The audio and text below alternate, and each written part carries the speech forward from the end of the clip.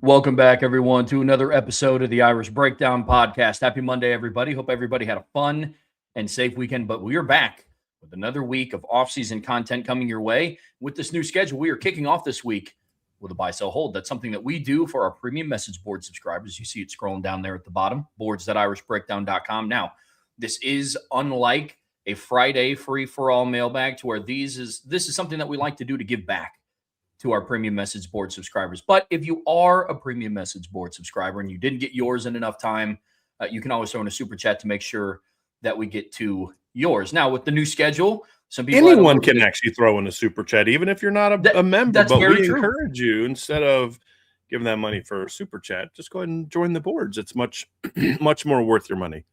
There's no doubt about that. And you can throw in all of the buy, sell, holds that your happy heart desires. But with that being said, Brian, we got a lot of good submissions in there. People had the weekend to kind of mull over some good topics to submit, and I'm ready to start talking about some of these today, man. Yes, it's going to be a fun week, Trev. You're only going to be with us for a couple days this week, and then I'll be doing a solo show on Wednesday and going to have some very interesting topics to discuss by myself on Wednesday. And then Thursday, Friday, I'll be joined by Sean Davis. So going to be a very exciting week and a week of safe travel for you, my wife, several. Actually, I know 3 people that are going to be out of town this week, Trev. So in the same state. So, yeah, going to be interesting. But, look, we're ready to get rocking and rolling. And our guy, D. Trollhunter, got us kicked off this week with some great submissions. So let's get this thing rocking and rolling, my dude. Buy, sell, hold. Any NFL GM who walks away from Sam Darnold and 14 wins for a quarterback who can barely push the ball 20 yards down the field deserves to be fired. I assume he's referring to the Minnesota Vikings GM. Him or the Jets. Yeah, that's true. That's true. Yeah, the Jets is just, that's a train wreck. But yeah, I never understood the J.J. McCarthy hype, to be honest with you, Trev. We talked about this on several occasions. I think J.J.'s got some tools. He's got a live arm. You know, he's a good athlete. Yes, I know that they won the title, but Greg McElroy won a championship. Jacob Coker won a championship. There's A.J. McCarron won a championship. There's plenty of quarterbacks who are nice college quarterbacks. That's not a shot at any of those guys. That's a tremendous accomplishment. But just because you did that doesn't mean you're a first-round NFL draft pick is my point. And I never understood the love and infatuation that scouts had for J.J. McCarthy. I'm like, yeah. He played in a very quarterback-friendly offense. They didn't ask him to do a whole lot, and he was a nice player. I mean, guy averaged less than 200 passing yards a game, the year they won the championship. So I really never understood that, Trev. I really didn't. So, but it is what it is.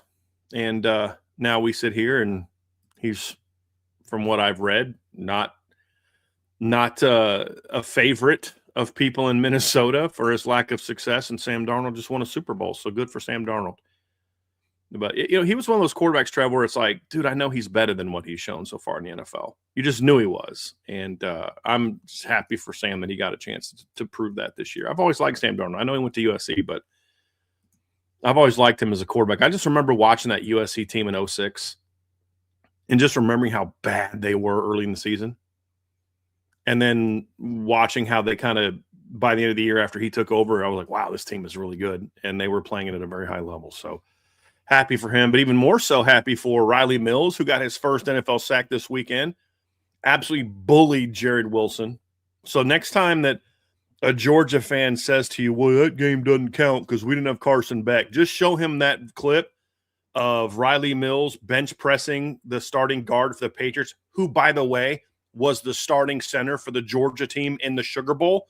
Watch Riley Mills bully him for a sack in the Super Bowl and be like, yeah, I'll see your Carson Beck and I'll raise you a Riley Mills, a Benjamin Morrison, and a Boubacar Traore, and you can have fun with that. And then Julian Love had a big pick. Those are the only 2 plays of the Super Bowl I watched last night, Trev, with those clips on Twitter, because I didn't watch the Super Bowl last night. But I was very happy to see 2 Notre Dame players making an impact. And when I watched the clips, because Notre Dame football tweeted him out, it was nice to hear Mike Trico say, hey, former Notre Dame defensive lineman. I'm like, yeah, there we go, Mike. So, yeah, it was pretty awesome. Yeah, Mike Tirico's commentary was by far probably the best thing that happened in that game last night, followed by Riley Mills and Julian Love's playmaking ability. That was Mike Tirico's elite. I still wish he was doing Notre Dame games, man. Oh, I do too, man. He was fantastic. I got, a little bit of some positive flashbacks when he was calling out Julian Love's name when he was running back the interception a little bit. That was great. Gave me shades of his pick 6 against NC State. That was fantastic. But yeah, D-Troll, I agree with you here. I thought Sam Darnold did great under Kevin O'Connell's development. I mean, he was better statistically in every category except for completion percentage and yards per attempt. That took a bump under, the Mike McDonald regime in Seattle, but threw for more yards, more touchdowns, less interceptions, had a higher QBR, had a higher passer rating when he was in Minnesota. That move to me was just all about the GM not wanting to look dumb for taking J.J. McCarthy in the top 10. Unfortunately, the season panned out the way that it panned out. But another thing that I will say is we learned about Sam Darnold not to write off quarterbacks too young, too early.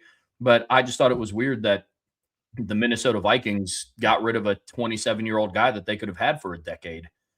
So I guess the expectation with Minnesota fans is win a Super Bowl in your first year or you suck, I guess. Yeah.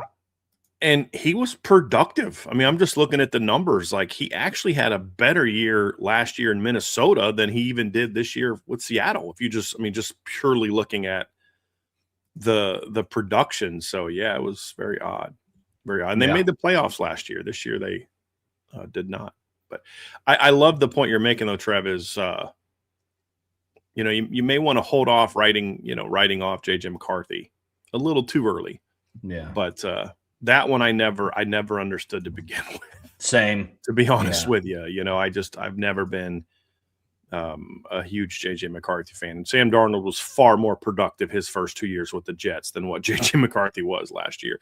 But for all the mess you want to talk about, the Vikings GM, let's not forget that was the 4th team that Sam Darnold had played on since 2018. So he's not the only guy that made that decision. But yeah, good for Sam. Good for Sam.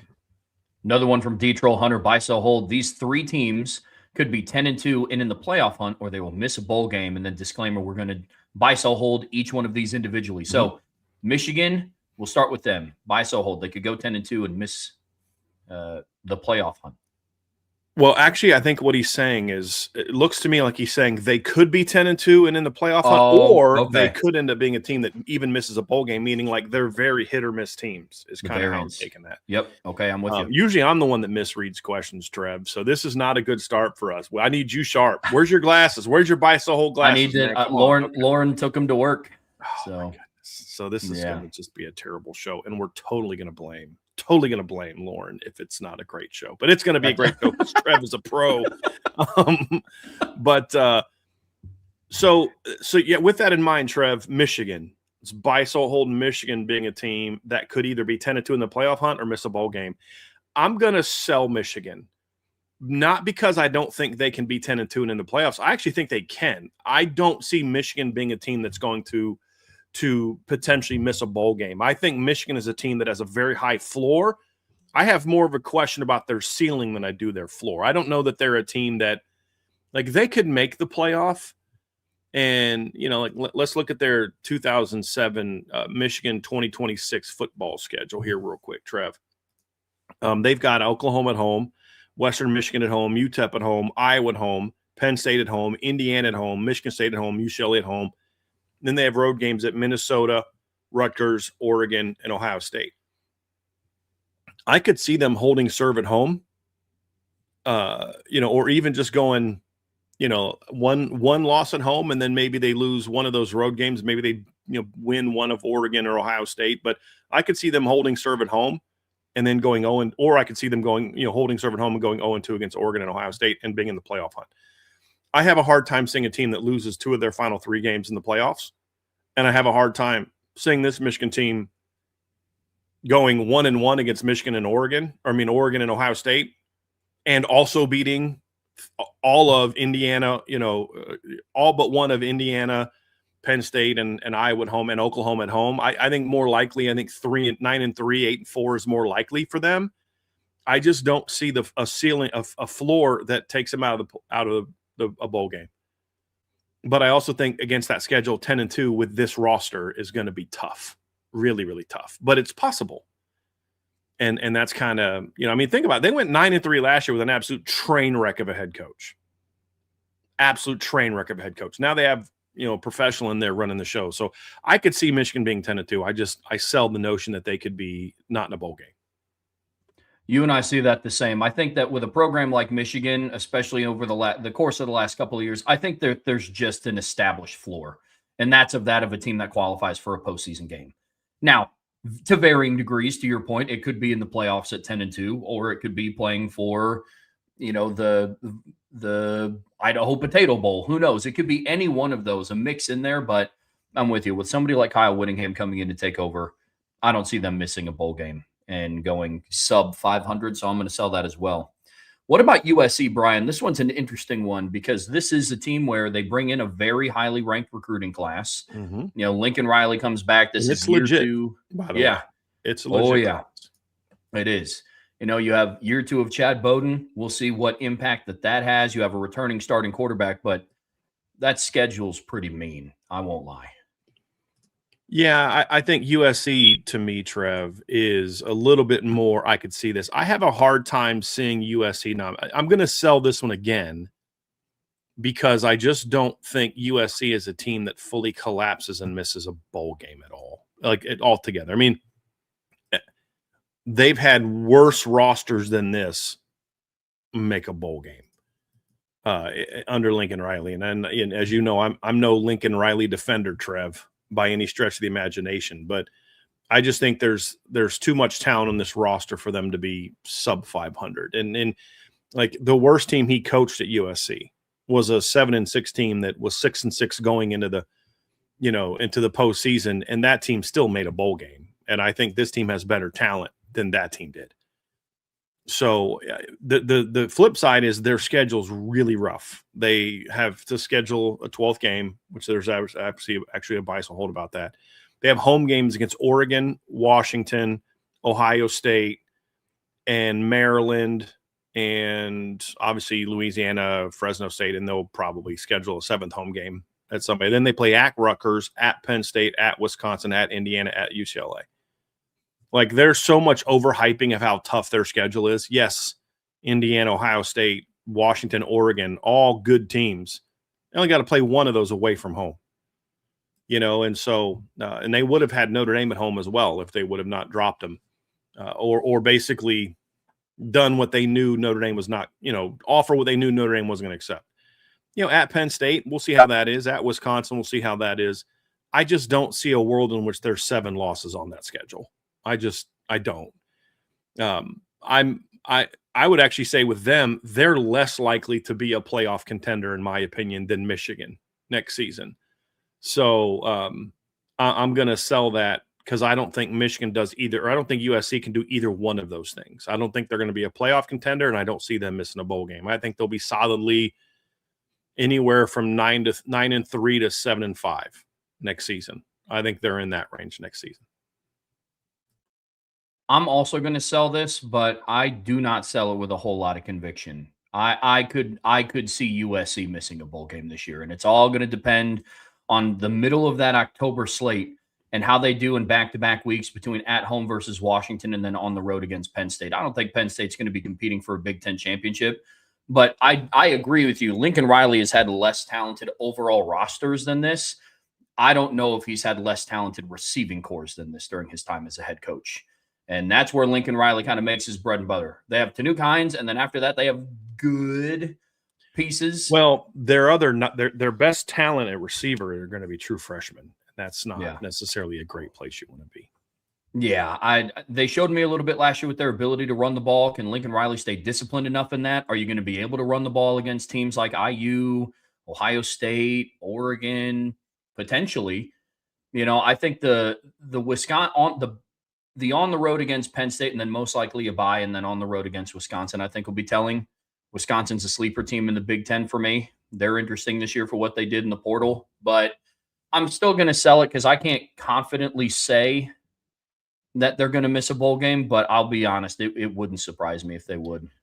See, that's partly why I would sell it still even then, Trev, because I think of the two things. Let me ask you this. Would you say it's more likely they miss a bowl game or they're in the 10-2 and in the playoff hunt? What's more likely to you for USC? Between the two? Between those two options, what would you say is more likely for USC? Because like for Michigan, I think we both agreed that of those two options, making the playoff and being in the playoff hunt at 10-2 is more likely. Sure. For Michigan. So what about USC? Yeah, I think it's more likely they miss a bowl game. I think That's why I sell, because I don't see them being I don't see them having a bad record, but sometimes stuff happens. You think of Notre Dame in 2016, Florida State in 2024. Stuff happens. I just don't think this USC team has what it takes to be a playoff team because of their defense and because of, as you mentioned, this is a team that Lincoln Riley has thrived on having really good quarterbacks and really good receiver play. And I think he's got a solid quarterback. I don't think you're asking a lot of a freshman class at receiver. I mean, I love Boobie Feaster. I love Caden. Wyatt Dixon from modern day. Very good players. Are you asking them to come in as rookies and be like the number 2 and number 3? That's asking a lot. So, yeah, definitely so. What about Clemson, Trev? What say you about Clemson? This one's tough because I like I like the recruiting class that they're bringing in. I like the decision to move away from Garrett Riley as offensive coordinator, but I think under Dabo, I don't see them missing a bowl game. To me, he's one of those coaches that will at least get his team to 500. So I'm going to sell Clemson as well. Again, they're in a similar boat to me than USC is. I think that they're more likely to miss a bowl game than make the playoffs this upcoming season, but I still don't think that they go not eligible for a bowl game. So I'm going to sell Clemson. So Trev, I don't know if you had a chance to read I had some fun last week after the where the playoffs are being held was announced. I was like, you know what? Let's just have some fun and do like a way too early playoff prediction. I had Clemson in it. It was Clemson or BYU, and here's where I'm at with Clemson. I kind of feel like Dabo's team to me, Dabo Sweeney's team to me, is most dangerous when they're being disrespected or they're being overlooked and things along those lines. And I think this team is very much being overlooked. And when I look at Clemson, I get all the concerns that everybody has about Clemson. I do. I mean, they're losing a lot from their offensive line. They're losing, their 2 best defensive linemen who are going to, reputation wise, their 2 best defensive linemen who are going to be guys that get a lot of love. And in the NFL draft, I've seen a lot of people with both Peter Woods and TJ Parker's first round draft picks in different mock drafts. Peter Woods, by some, is like a top 10 to 12 draft pick with some people. But there's a couple things I like about this team. Number one, I think Chris Vezina is a better natural passer than Cade Klubnik. And I think Chris Vezina looked good in his only start last season. It was a loss, but he threw the ball well. I think that their offensive line's a question mark, but honestly, I didn't think the guys they had last year were that good. Their 2 guards are coming back. At tackle, let's kind of see what these young guys can do. It's going to be interesting to see how it pans out, Trev. And as normal, they didn't go to the portal to address the offensive line, which is my biggest question for them. But look, they got a talented tight end room. They bring back Gideon Davidson as a sophomore this year at running back, so he comes back. They brought Chris Johnson in from SMU, so out of the portal at SMU. And I still think their defensive line is still going to be pretty talented. I mean, they lose Woods, they lose Parker, DeMonte Capehart, but they bring back Will they bring back Jaheim Lawson, Vic Burley comes back, Champ Thompson comes back. They have a couple young guys that are going to be stepping up this year that I think can help them a lot. Keep an eye on Darian Mayo as a breakout player. And then they went to the portal and got solid players out of the portal. Not game changers, but solid players out of the portal. Their linebacking core should still be really good. And their secondary is again, question mark, but there's some good players coming back. Ashton Hampton comes back. Ronan Hannafin comes back. You brought in 4 portal guys. So they actually went to the portal and landed about 8 to 10 defensive players in the portal this year, which I think is going to help them. And then when you look at their schedule, they play at LSU. I got that chalked up to a loss. But then they have home games against Georgia Southern, North Carolina, Miami, Charleston Southern, Virginia Tech, Georgia Tech, and South Carolina. Their road games are at Cal, at Florida State, at Syracuse, and at Duke. Like, to me, that's a schedule that can absolutely have them at 10-2 and in the playoff hunt. They don't have to play Louisville. They don't have to play SMU. They get Miami at home. So their overall SEC or ACC slate, they get Virginia Tech at home. They get Georgia Tech at home. They get South Carolina at home. They get North Carolina at home. And look, I just think overall their ACC slate is very favorable. Now, Florida State could be a team that's the bit of a wild card there. But if you lose to LSU at the start of the season, which I expect them to do, basically you just have to beat all the teams you have better talent than, and then go 1-1 or 2-1 against Miami, Florida State, and South Carolina. 2 of those 3 games are at home. I could see them being a 10-2 in a playoff team. Now, it'll be a lot like the 24 playoff team where we're like, okay, they're in because they won the ACC or whatever, but they're probably going to get worked in the first round, but that's still a playoff team. But I'm with you, Trev. I don't see them missing a bowl game, but I'm going to actually buy Clemson in this instance with all the things I just said, because it's kind of like, when the dam breaks, it breaks hard, right? Like little cracks will come in the dam, and it just, if it doesn't get attended, then all of a sudden water explodes through, right? I mean, that's kind of what could happen. And when it turns hard. And I could see this being the year where that happens, because new quarterback, new offensive coordinator, who wasn't even coaching last year. Now, it was watching this kid play and all that, fine. Brand new offensive line, lost your best players on the defensive line. There's a lot of reasons to believe this could be the year where Clemson finally just kind of falls. And so I could see that. But I also could see this team kind of rallying and being a playoff team. So I'm going to actually buy Clemson in this particular example. Great question, dude. That was a lot of fun. Between those 3 teams, which one do you think on FanDuel has the highest odds to make the playoffs? Of those 3? Yeah. I'd probably USC. Yeah. Yep, it goes USC, and Michigan is right beneath them at plus 4,500. Clemson is all the way down at plus 15,000 odds to make the playoffs, behind Tennessee, Penn State, BYU, Utah, Vanderbilt, Washington, Iowa, and SMU. So the Tigers not getting a whole lot of respect. So maybe to your point, maybe Dabo can play. Isn't that kind of like right where Dabo wants it? You know what I mean? Like, teams don't fear us anymore. That sometimes can be a bad thing, but sometimes that could be a good thing because they're overlooking us. Oh, yeah. And honestly, should, based on the way Clemson was last season. And they were terrible last year. Yep. But still made a bowl game. But I could see it. I could see it falling. Yeah. Good one. What great start, D-Troll Hunter. Got some more in here from D-Troll. Buy, sell, hold. Of the year 2 coaches, Bill Belichick is your favorite to make a big jump. Oh, boy. That's, I would assume, just all at college football, not just Notre Dame. Who are some, not just Notre Dame's opponents, who are some other year 2 coaches, Trev? Let's kind of go through this. It would be ACC, the Wake Forest coach. You would have Bill Belichick.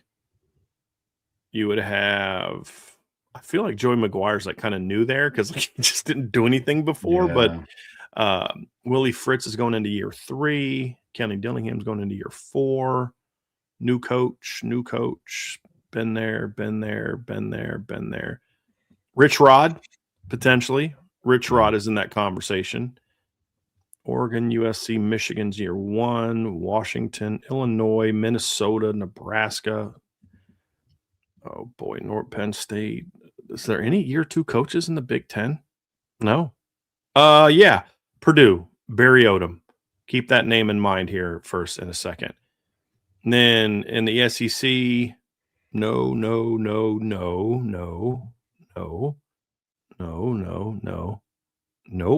First year. Jeff Lebby's going into year 3 at Mississippi State, right? Yeah. Okay. So there aren't a whole lot of year 2 coaches. So of that group, the coach that I think makes the biggest jump is honestly going to be Purdue because they have the furthest to go. I like what Barry Odom's doing there. I just don't know that North Carolina is going to be a whole lot better than the 4-8 they were last year. And part of it is not even just because I don't have faith in Bill Belichick. It's irrelevant of that. They have to play TCU in Ireland. They have to play at Clemson, at Pitt, at Duke, at UConn, at Virginia.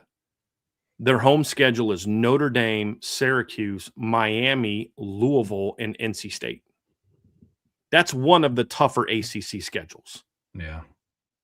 So that's why I don't have a ton of faith in them necessarily making a big jump. Now, the problem with Purdue is, where I could be wrong there, is Purdue's schedule is not exactly a cakewalk either. They play at a conference. They have home games against Notre Dame and Wake Forest. Their home games in the league are Minnesota, Washington, Maryland, and Wisconsin. They only have 4 home games in their league slate. They got to play at UCLA, at Illinois, at Penn State, at Iowa, at Indiana. I just think with Indiana State at home, Wake Forest at home, Minnesota at home, Maryland at home, Wisconsin at home, I could see them more than doubling their wins last year. And still not making a bowl game. So I'm actually going to go with them. But I do like what Bill Belichick did in the offseason. I thought they had a good portal period, Trev. I just think that schedule is brutal for that team. All right, schedules are relative. The difficulty of a schedule is relative. Sure. And like, would Georgia be freaking out if they had to have North Carolina's schedule? Probably not. Would Notre Dame be freaking out? No, they wouldn't be freaking out, but you'd still have 3 top 25 teams on it, and you'd have TCU, you'd have at Clemson, at Pitt, Miami at home, Louisville at home. But for North Carolina, that's a really tough schedule. Really tough schedule. Yeah, this is a sell for me as well. Bill Belichick had a pretty good offseason. I still don't like the talent on their roster, schedule aside even, and schedule kind of almost adds more emphasis to the state of that roster. They were ravaged this offseason. They hit the portal and they supplemented some of their losses, but that's still not a great cycle. So no, it's to your point, mine would also be Barry Odom. One, because just the sample size amongst P4 head coaches is very small of coaches going into year 2. But I do also think Barry Odom has the farthest to go. I'm with you there. What about his next one? Buy, sell, hold. Darian Mensah from Miami is the best quarterback in the portal this cycle. I do not think that he is. I think he's one of the most productive. I knew it too, and I was like, got Rita answering one of the questions. She's Sadie, you got this? I'm looking at something. Like, I'm not on the screen. I'm hearing you talk, and I'm like, normally pointing. I'm like, oh wait, he's not. No, wait, he's up there. Sorry, go ahead. Yeah, please continue, Mr. Trowbridge. Yeah, I definitely think that he is one of the best that was in this portal cycle. I don't know if I would deem him the best. I like what he did at Duke. I don't think he's going to have to put the team on his shoulders like he did in Miami, like he had to at Duke. He's definitely in the conversation, but I'm selling because I don't know if I'd be willing to deem him the best because I think that there's others in the conversation. That's kind of where I'm at when I look at Darian Mensah. Maybe I just have a bad taste in my mouth for how the entire process went because I don't really like the means of how he was able to jump into the transfer portal. That still sticks with me as well. But I think that there's some other names that you could argue were better prospects than Darian Mensah in the portal. I mean, we just did this ranking a week ago. I mean, we just ranked our top quarterbacks in college football a week ago. And for me, I had Mensah third behind Josh Hoover and Byron Brown. Yeah. I think you can make a case about Brennan Sorsby. I like Mensah better than Sorsby. I think Mensah can sit in the pocket and rip you up. I don't know that Sorsby can do that against a top defense. I think Mensa can. I also think Mensa is going to have a very good supporting cast this year. But I had him 7th in all of college football of quarterbacks, which is pretty good. But I had Byron Brown 6 and I had Josh Hoover 4. And if I'm wrong, I think I'm going to be wrong I think Byron Brown should be higher than Josh Hoover. That's where I think I could be wrong. But no, I don't have him number 1. But it's still a very, very, very good pickup for Miami. There's no doubt. And I'll say this. Of the 3 quarterbacks we just talked about, I would argue that Darian Mensah is the best fit for that system compared to even Hoover. You could argue Hoover might be, but definitely better fit than what Byron Brown is. I think Byron Brown is also a perfect fit for Auburn. He would have been an even better fit than Darian Mensah was because he wants a quarterback that can run a little bit. So that's part of it too, is fit. Sure. But very good quarterback, not the best quarterback in the portal class. This one's funny. I understand why you put this one in Detroit. Buy, sell, hold. He said in there, this might, actually it is. He put this up before the Super Bowl, during the early part of the Super Bowl last night. Yep. So buy, sell, hold. A kicker being able to win the MVP of the Super Bowl. Seems like it's going to happen right now, but it might not age well. In your defense, I definitely understand why you put this in. The first 12 points of the game were scored by Seattle's kicker. So that comment was not for you, Trev. It was to make sure people in the audience and people listening understand where this question when the timing of this question. But I buy that a kicker can win an MVP of the Super Bowl in today's era. Are you kidding me? Like, of games that are being scored. Like, what was the score of the Broncos Patriots game? It's like 10-7. I know the snow was there, but the snow didn't really kick in until later in the game. That was an ugly game even before then. I watched a game this year where an NFL football team had less than 100 yards of net offense. Like, that's just gross. It's just not an offensive league right now. And we had somebody on the board last night saying, see, defense can win championships. I'm like, hold on a second. Like, this is the NFL. It's a very different brand of football than college football. And very, very different. And so sure, in an era where football is, the NFL is a sport that you just don't see the kind of offense and the kind of scoring that you used to see. I think certainly you could have a situation where a kicker could win a Super Bowl. And honestly, if it wasn't for the second half, looking at the box score, I'm just looking at the box score. But based on the box score, Trev, coming out of halftime, I think that the MVP of the game at that point in time was either somebody on the Seahawks defense or the kicker. But here's the data, Trev, that I put up last night. In the NFL this year, in the regular season, there was one NFL team that scored more than 29 points a game. One. There were only 5 teams that scored more than 28 points per game. So that's 3.1% of the league and 15.6% of the league. In college football this last year, there were 44 teams that scored 30 points or more and 56 that scored 29 points or more. That's 32.4% of the league and 41.2% of the league of Division I teams. So when that's going on in the NFL, I absolutely think it's possible that there could be a year where a team wins 19-7 and 12 of the 19 points were by a kicker and he wins the MVP. So that's kind of where I'm going with that. In this modern era of the NFL, I could absolutely see that happening. I think you bring up a lot of valid points, but unfortunately I have to sell this. I have a little bit different perspective because no, it is not because I don't think kickers are valuable. It's because we went on to NFL.com/MVP last night and we couldn't even vote for the kicker. He was not an option to be voted for. Do fans vote for it? The fans vote for the MVP? They make up 20% of the vote. 20%? And he was not even an option to be voted for. When was this, at the end of the game? Yeah, it was in the fourth quarter. Yeah.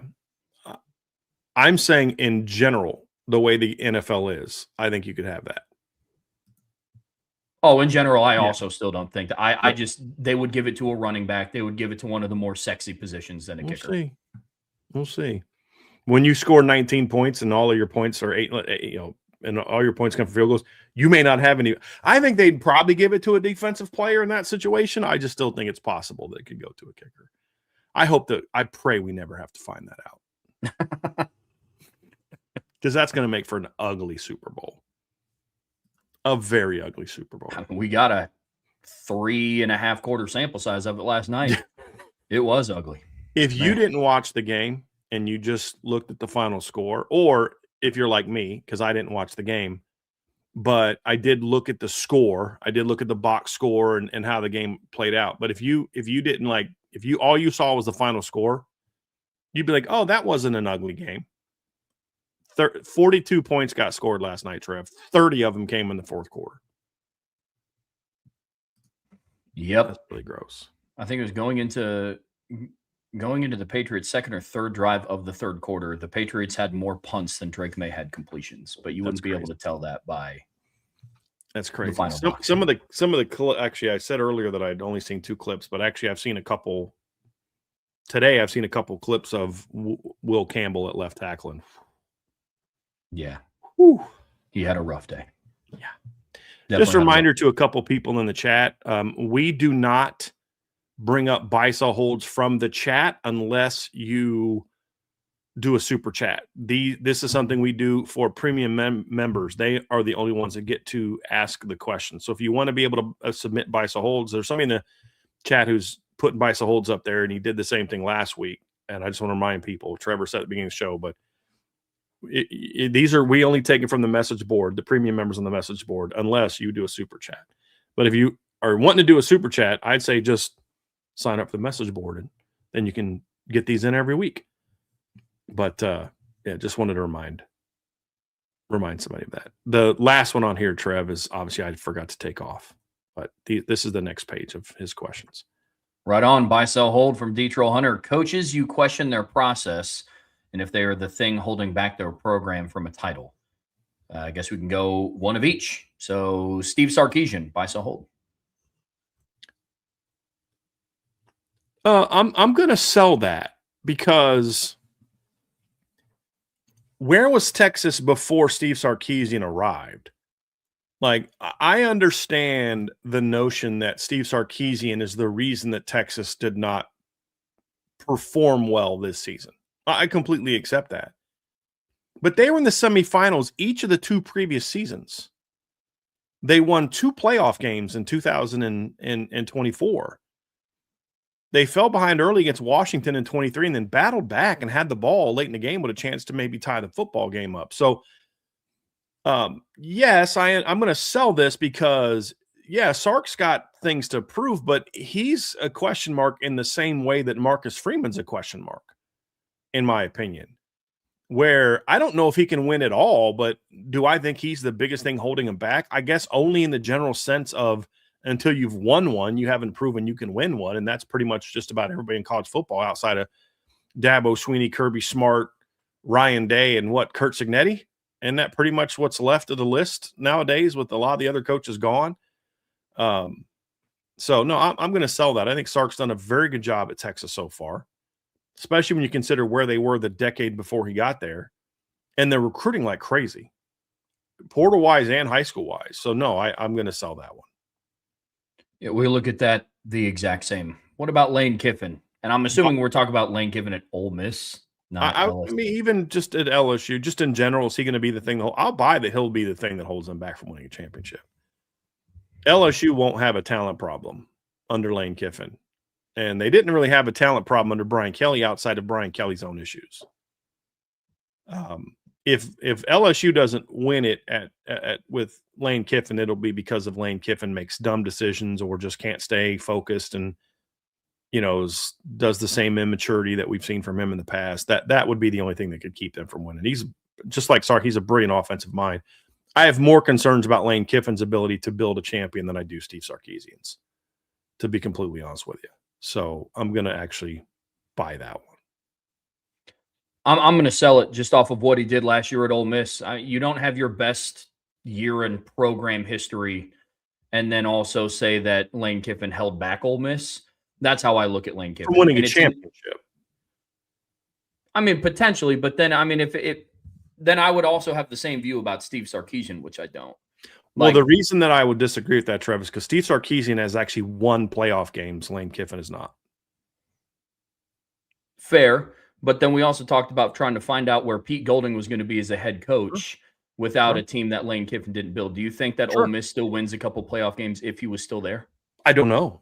That's the thing. I would assume, I don't think that they would have lost either of the 2 games they won if Lane was head coach. I don't. But I don't know that. And I don't know that if they would the semifinal game against Miami have been as competitive with Lane? Would they have maybe gotten blown out? Would they have won? I don't know. And that's the whole thing is like, I absolutely stand by the notion that Lane Kiffin built that team. But it's kind of like when Steve Fisher won a championship in 1988-89 season. Would Bill Frieder have led that team to the national championship? Probably not. Was Steve Fisher capable of then leading them to a championship in future seasons? We found out. No, he wasn't. So sometimes that interim thing can be the thing that sparks your team to achieve greater success than maybe they would have done otherwise. I don't know the answer to that. And so that to me is like with Lane Kiffin, that's why he's a bigger question mark than the other. They'll win a lot of games at LSU. There's no doubt. But my thing is, if they don't win a championship, he'll be the reason. Whereas Sark, I don't know that that's necessarily the same thing. That would be my reason. And then third, let's go Dan Lanning, Trev. Buy, sell, hold Dan Lanning being the thing holding that program back. I'm probably also going to sell Dan Lanning because, again, I kind of view that the same as Steve Sarkisian, the Marcus Freeman discussion. I mean, first year in the Big Ten, he wins the title, Big Ten title, gets a bye in the first round playoffs, goes undefeated in the regular season. Now, with all 3 of these coaches, I don't think that they're without fault, and there's not adjustments that they have to make to get farther in the postseason. But no, I'm selling Dan Lanning because, again, it's like Oregon was competitive before he got there, but they weren't doing like this for the better part of 10 years before Dan Lanning. Yeah, I mean, last time Oregon was this good was when Chip Kelly was the head coach, and then you had the 1 year under Helfrich who kind of took advantage of what Chip had built. Yep. I'm very critical of Dan Lanning, Trev. You know that, but I'm selling this one because do I have questions about whether or not he can win it all? Yeah, I absolutely do. But that should also be true of Marcus Freeman, Steve Sarkisian, Lane Kiffin, and everybody, as I mentioned earlier, not named Kurt Cignetti, Ryan Day, Dabo Sweeney, and Kirby Smart. Yep. I mean, that's the reality of the situation. What Dan Lanning has done in the last 2 years is he won a Big Ten championship. And then this year, his team won 2 playoff games. Now, my concern, if I'm ranking the ones I'm most concerned about being the reason why, let's just say he was like, hey, rank these 3 coaches from least concerned to most concerned. I'd have Steve Sarkisian at the top. I'd have Lane Kiffin in the bottom, and I have Dan Lanning right in the middle. Because I think there are some question marks. In the last game of the year, the last 2 years, they've gotten blown out both times. That's majorly concerning to me. You have the rematch against Ohio State last year in the Rose Bowl, and you get embarrassed. You have a rematch against Indiana this year. And which game was that? Was that the Orange Bowl? What game was the Oregon-Indiana? Was that the Fiesta Bowl? What game was that? I'm completely drawing a blank on was that the Peach Bowl? So I'm going to look that up real quick because now that's going to bother me. It was a Peach Bowl. It was an indoors game. Peach Bowl. They got embarrassed. They weren't ready to play. Putting the ball on the ground. I mean, that's my big concern. But to your point, Trev, but he still got them to the semifinals. They completely outplayed Texas Tech, whooped Texas Tech. And then again, this is a team that won a Big Ten championship. So will he be the reason why they lose a championship? I guess, again, if you don't win a championship, ultimately your head coach is the reason why. Yeah. Will it be his failures that is he incapable of it? I'm not ready to say that yet. The difference between Lanning and Kiffin to me is Kiffin's been a head coach for a long time. He kind of is what he is. Lanning is the guy that I think is still developing as a coach. And so it would not shock me if Oregon wins a championship in the next 3-4 years under Dan Lanning. Unless he just refuses to look in the mirror and be like, why are we losing these games? And he doesn't strike me as someone who's that way. He doesn't strike me as someone who's content and complacent with back-to-back blowout postseason games. So we'll see. But yeah, I'll sell him. So I'm selling Sark, buying Kiffin, selling Lanning. I think all three of them are capable of winning a championship at their current schools. Yeah. I just think Kiffin is the one who's most likely going to be the reason why they don't. Like I could see Sark not winning and Lanning not winning just because every year they just happen to play better teams in the playoffs. Sure. So okay, well then let's take these three coaches then, Brian, and then if you were an athletic director at a school, per D. Trollhunter's next submission, you buy, sell, hold each one of these if they were your candidate list. For Notre Dame, oh boy. I would probably buy Dan Lanning. I think that he's the kind of dynamic personality that Notre Dame needs to recruit well here. I just think his personality, for all some of the issues I have with it, I think would fit at Notre Dame better a little bit than Sark's would. Yeah. I would hold Sark. He'd be next in line for me. And then I would sell Lane Kiffin. There's no way in heck I would ever remotely even interview Lane Kiffin or talk to Lane Kiffin for a head coaching job at Notre Dame. Just heck no. And look, Sark has his own skeletons in his closet, but if Notre Dame's going to be a Catholic institution, and I know there's a lot of things going on at Notre Dame right now that make you question whether or not they actually value the being a Catholic institution. One of the premier tenets of my faith, I'm not a Catholic, but I'm a Christian, is I believe in repentance and I believe in forgiveness. And Steve Sarkisian has done both of those when it comes to his past alcohol issues. He has sought forgiveness and overcome them, and by all accounts is doing very well in that battle. And so I don't believe that's something that I hold against him in that type of deal. So that's not the reason he'd be a hold for me over Lanning. I just think Lanning has more of the dynamic personality that you need to be successful at Notre Dame. And he's shown that as a defensive coach, I have more faith in him finding a big-time offensive coordinator than I do Sark bringing in and holding on to a big-time defensive coordinator. That's the second biggest one for me, Trev, of why I would take Lanning over Sark. Yeah, and amongst the three, I think Lanning has built the most stout trenches between the three head coaches too, and you're going to need that at Notre Dame as well. We have the same order there too. Yeah. Another one from D. Trollhunter. He came prepared today. Buy, sell, hold. Will Campbell is a good comp for Anthony Knapp. Can be a fine left tackle at the college level, but will be out of position if they keep him there at the next level. I'm going to buy based on what you just said, not the comp of them as players. I'm simply looking at it from the comp of fine left tackle at college, but out of position there at the next level. The reason Will Campbell will struggle at left tackle in the NFL, in my opinion, is not the same reason that Anthony Knapp will. I have been told that Anthony Knapp has well over 34-inch arms. Yeah. Now, I don't know if that's true or not. I haven't measured them.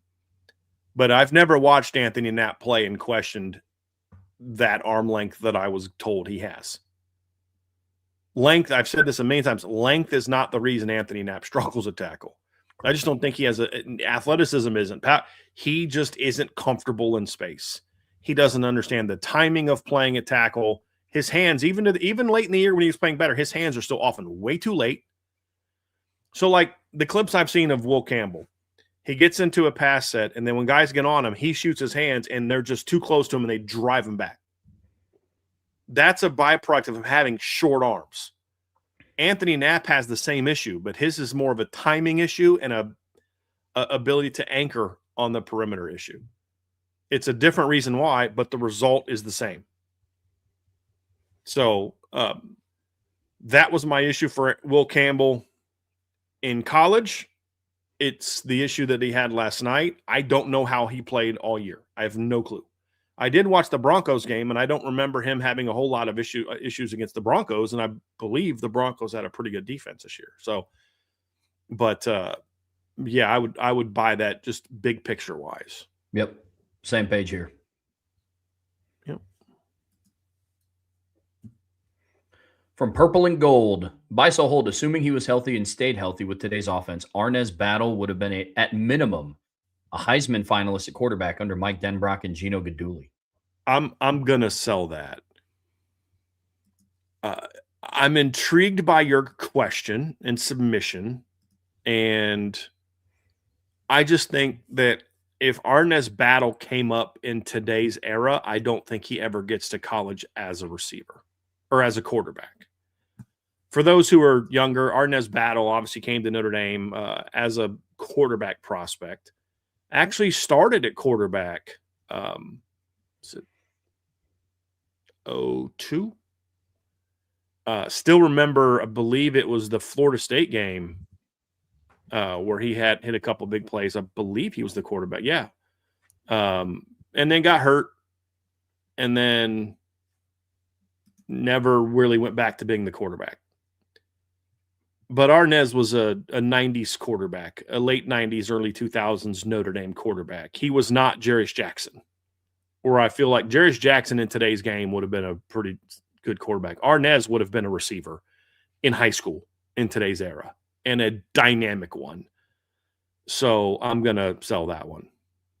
And no, that wasn't Lavecchio didn't take Matt Lavecchio took over in 2000. Carlisle Holiday is the one that took over in 2002, I believe. I'm going to actually look that up now. But I believe it was Carlisle Holiday that took over for Notre Dame in 2002 when Arnaz got hurt. Yeah, it was no, that was wait a minute, hold on a second.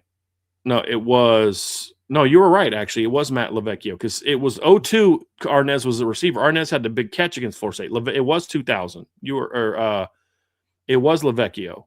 Yeah, Lavecchio took over in 2000. Arnaz started the year at quarterback. 2002, when he had the big game against Florida State, he was the receiver, and Carlisle was the quarterback. So I got those completely backwards. But I still think he's a receiver in today's era. He's a receiver. Good deal. Yeah. So yeah, I was incorrect on that. I was getting my years mixed up.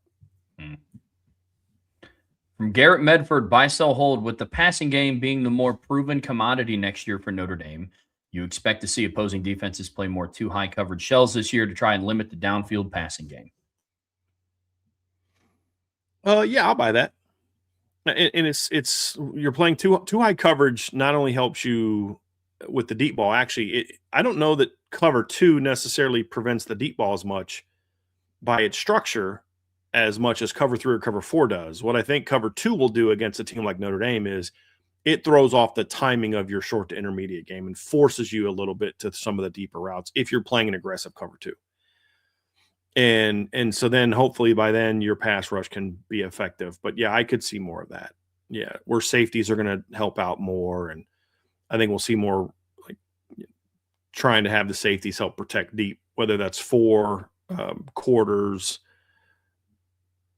two-man, some combo coverages with 2 into the boundary, things like that, depending on how well the boundary receiver is. But yeah, that's kind of where I think some teams will do that. And then just hope that your box can handle the run game. I think they're going to put some teams in some very tough binds this season. So I could see that. I could see some teams choosing to go that route. But the other thing too is teams that are going to go that route are teams who already have a little bit of cover 2 built in. A team who's a cover 3, cover 4 team, or robber team or pattern match team is not going to change their entire structure and just play cover 2 against Notre Dame. Right. No, we see that the same. You might see a little bit of that pre-snap too, but I still think, I know Jeremiah Love and Jadarian Price are gone. They're still going to have success on the ground. Just what history has shown us is they're just going to be a successful ground team, no matter who's in the backfield. A lot of that onus is going to be on the offensive line, but you could end up rolling one of them down into the box. There's some potential for that as well, but yeah, I'm buying that as well. The other factor too is going to be about why is Notre Dame pass game better this year? Meaning, is it obviously Carr's part of it, but is it because of a breakout from Quincy Porter, Micah Gilbert, or Cam Williams in the boundary? Is it the 2 field receivers or the 3 field receivers? If we also throw Mylan Graham in there, because how they play in that regard is going to determine how much cover 2 you want to do. Yeah, I don't know that you're going to want to do a lot of 2 to the field if Notre Dame's 2 to 3 field guys are balling out. Sure. It may be situations where if the boundary doesn't step up and perform at a higher level, you're just going to say, hey, we're going to try to lock you down man to man and then play some different, coverages to the field that try to impact what they're doing over there. In that case, I don't know that you're going to get a lot of cover two. So I think that also factors into this equation as well. Quick side note here, and I recognized Garrett's name, but I went and looked at his profile on the message board. We played basketball together growing up. So that is pretty sweet. I've seen his name pop up in the live chat, and obviously I've seen him submit buy-sell holes before, but good to see you in here, man. That's doesn't sound like Garrett remembers you, Trev. He hasn't said anything. It's hurtful. It is. It is. So I'm selling the submission. I'm just trying to start stuff. No, that's pretty sweet. But buy, sell, hold from my guy Garrett. Gino Guidugli will realize on film that, again, Carr in the offense was a large tell on film when in pistol. Whenever Carr would put his hand behind his back to point a direction of the play to the running back, it would be a dead giveaway to the defense that the play upcoming was a run. That's not accurate, so I'm selling that. I had that thought as well, and I actually went back and looked at film, and that's not the case. That's literally telling them which way to go, and that they did that in pass pro as well. So I had that same concern, and I went and broke it down. So I'm selling it, not like, what kind of stupid question is this? Not at all, because I had the same thought. But then when I looked at film, I was like, no, it's not just, they do both. Yep. Yeah. And it's not about the direction of the play. It's him setting. There's a lot of things that could mean. It could mean, hey, this is the direction we're setting the protection, because the running back behind him in the pistol can't hear it. And it could be, you know what I mean? And so I think other times I've noticed it. I think it's also a smoke. I think that it's like he does that no matter what, even if it doesn't have any meaning. So I think that's part of it as well. So no, I don't take that as a giveaway, but I did have that thought initially. I did. Then buy, sell, hold, the defense will call more field and boundary sim pressure packages like trap, creep, and the occasional fire zone, like we started to see at the end of the year. I think that's where Chris Ash wants to be. Yeah. He wants to be a heavier zone team. Whether we see it this year or next year, 27, we'll see. But yeah, I think we'll see more of that. Agreed. It's very obvious he wants to be a zone coach. So I don't mind it beyond 27-6. I just don't know why you would do that with Leonard Moore. But there's a lot of things you can do with combo coverages where you can call zone stuff to the field, pattern match stuff to the field, and just still say, but to the boundary, Leonard Moore's going to play man. Yep. Yeah. Yep. We have a lot from Garrett Medford today, by the way. Love it. Buy, sell, hold with the quote, leave no doubt team mantra this year, the 24.4 average margin of victory last year, finishing number 3 in the country, will be surpassed by the 2016.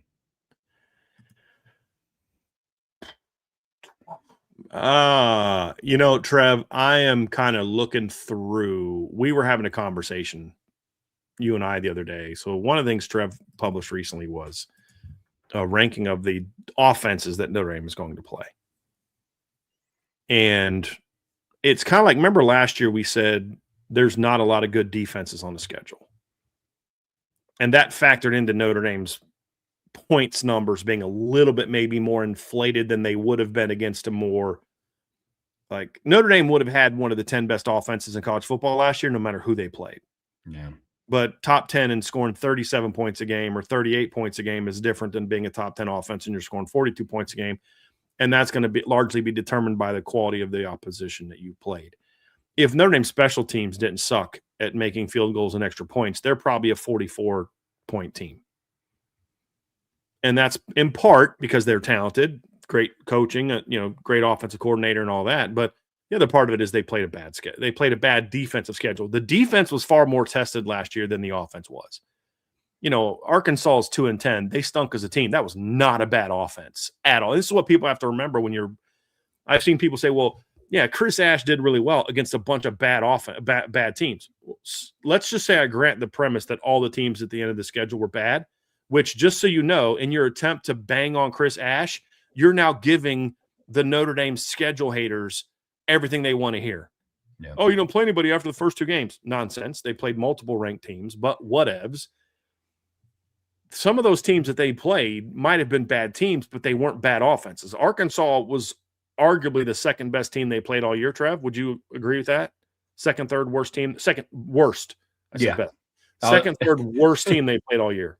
Yes. They were one of the 4 or 5 best offenses they played all year, though.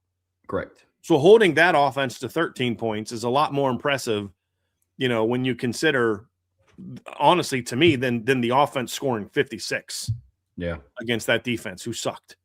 Both were impressive. The defensive performance was even more impressive. There were plenty of good offenses on the schedule last year, and we said before the year there's a chance where the defense could be better but still give up more points. Now, I don't know that they were better all year, but as you and I both said, the last 5-6 games they were better, at the very least as good as any stretch in 2024 on defense. That was my take. Next year, it's going to be the opposite. I think there's some quality defenses on the schedule, not a lot of quality offenses on the schedule. Yeah. And that, to me, could lead to this, even without the leave no doubt mantra. You know what I mean? So when you throw in, because here's the thing, Trev, I can't know right now, today on February 9th, if this team is going to really actually live up to that mantra. If that's going to matter by the time we get to September. I have no clue. But what I can look at is the coaching, the scheme, and the teams that they're going to play. And just on that alone, I'm buying this. Because I do think the 24.4 margin of victory in the regular season will be better next year. I do. Yeah, I'm buying it as well. I also don't think that this upcoming season you're going to have a 25-10 game against Boston College. Now, in the same light, are they going to beat a team 70-7 this upcoming season? I'm not going to bet on that. Is it possible? Sure, it's possible. But yeah, in large part due to the quality of offenses that they face, because at the top, they face some really nice offenses. And then there is a notable gap between like offenses 4 and 5, and then even more between like 6 and 7. So, yeah, I'm buying this one as well.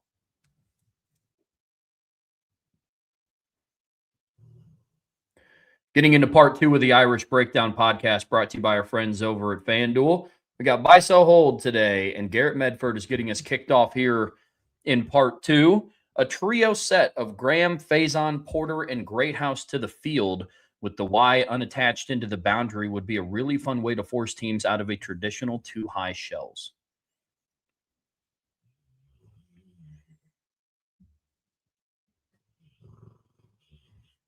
I'm going to sell that because you're talking about 2 high shells, not playing cover 2. I don't think that's going to be something that gets teams out of a shell of 2 high because there's so much you can do out of showing 2 high. You can rob, roll, do whatever you need to do out of 2 high shells.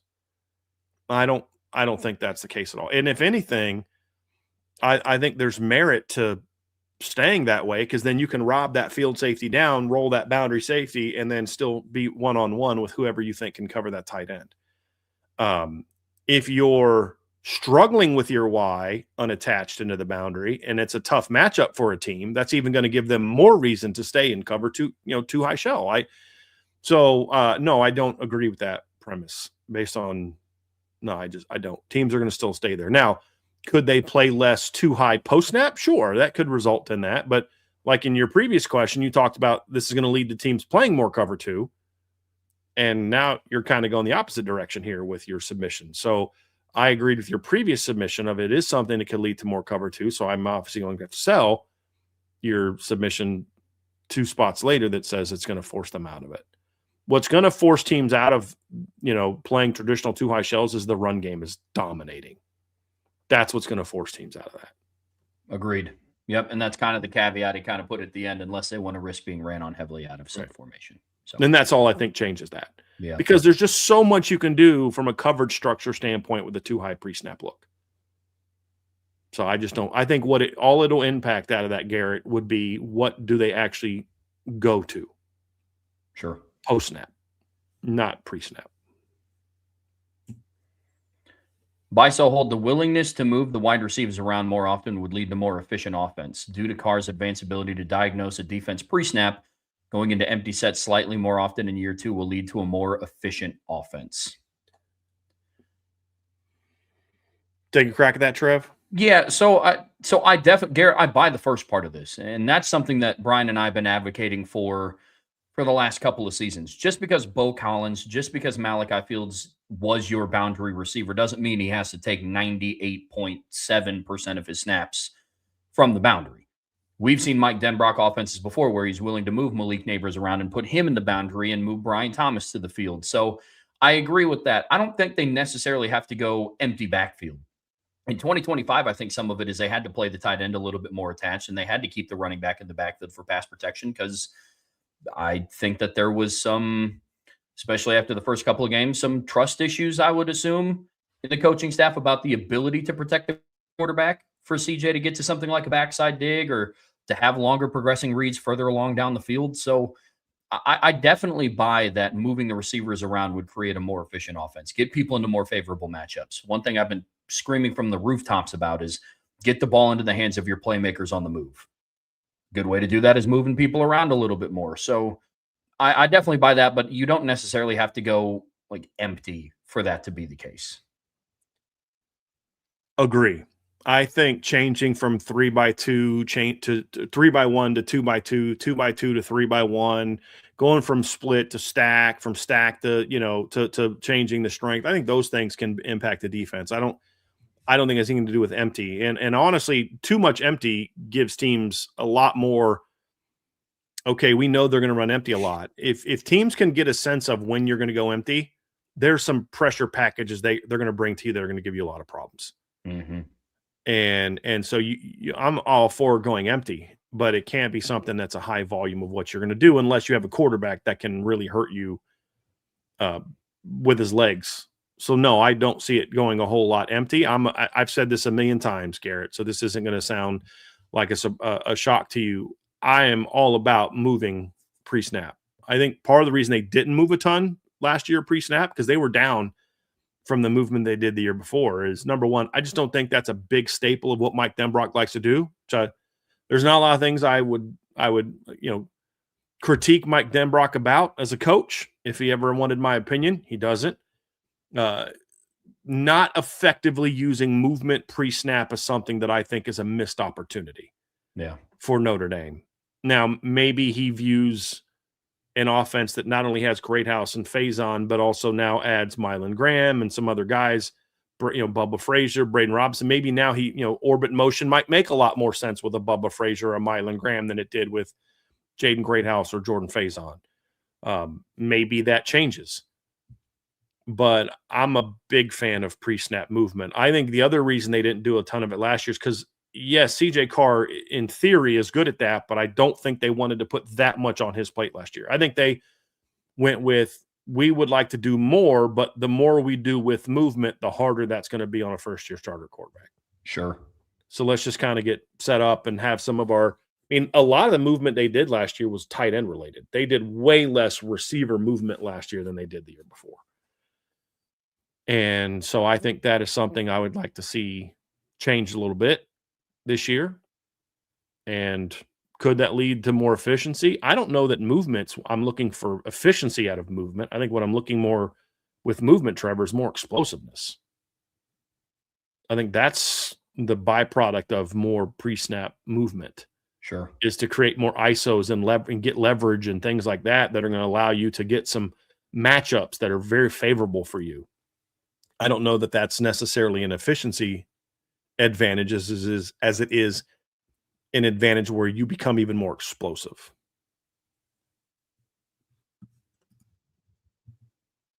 From Dangerous Dan, buy, sell, hold, the more interesting U.S. geography fact. Okay. Alaska, 6,640 miles, has more ocean coastline than the rest of the states combined, 6,349 miles. Lake Superior, a lake that has an island that has a lake that has an island. Okay. I didn't know that one. I didn't either. Yeah, I'm Or looking that up. Mauna Kea on the island of Hawaii, 33,500 feet, is actually taller than Mount Everest, 29,035 feet, but its base is on the ocean floor, over 19,000 feet below the surface. Now, I had heard something like that. I was watching a documentary on volcanoes. And so obviously when you're talking about the history of volcanoes, obviously Hawaii is going to be a big part of that conversation because that's how it's founded. So I did hear that. But yeah, lakes, let me see this real quick. Is the Lake Superior thing I've never heard of. So honestly, that is kind of interesting to me. Does Lake Superior have a lake inside of it? So I'd never heard that. I'd never. Okay, yeah. Yes, Lake Superior has several lakes inside of it, located on its islands. The most notable example is Isle Royale, a large island within Lake Superior that contains several inland lakes, such as Siskiwit Lake. Interesting. That's very interesting. Yeah. That'll be mine by then too. Heck yeah, man. That's very cool. I'd never heard that before. Never heard that before. That's pretty sweet. United States is such a fascinating country from a geography standpoint. Just it's first of all, it's so large, but there's just such where it is located on the earth. You know, you've got the northern part of it that's in a very different type of topography and climate than the southern part of it, where it is. So it is a fascinating place. Of those three, I mean, Alaska doesn't surprise me. I don't know that I find that overly interesting. Have you ever seen the size of Alaska? And it's literally three sides of it are surrounded by water. That doesn't surprise me. We're like California, just one side of California's quote unquote four sides, if you count like the small southern part and then the northern part and then the eastern part. Same thing with Texas, New York, the Carolinas, Florida. Florida's the only other one that has that. Yeah. But Florida is so much smaller than Alaska. And then of course Hawaii is completely surrounded by water, but it's tiny. Yeah. So that doesn't surprise me. The Hawaii one's pretty fascinating. And then of course the one about Lake Superior is fascinating because I didn't know that. I always like learning new stuff, and I did not know that. So that's very awesome. Yeah. Very cool. Buying Lake Superior, holding the Hawaii fact, and then selling the Alaska fact. Yeah. Angela keeps talking to me about Alaska all the time. She wants to go on a cruise to Alaska. I'm like, but that costs money. Yeah. Unfortunately. I know. Still haven't won that free cruise that I keep forgetting to apply for. So, but that lake thing is a really cool. Really cool. It is. Buys a hold from DCLTJ, with Sam Darnold being the first USC quarterback to start in a Super Bowl. USC is the most overrated school for quarterbacks. I'm going to sell that for a couple reasons, but the biggest one is because I don't care what teams do in the pros. If you're known as a school that is good at this, it's because you produce those in college. And USC has had multiple Heisman Trophy winners, multiple coaches or quarterbacks win championships, put up great numbers. So I no, USC's reputation for developing great quarterbacks is due to what they've done in college.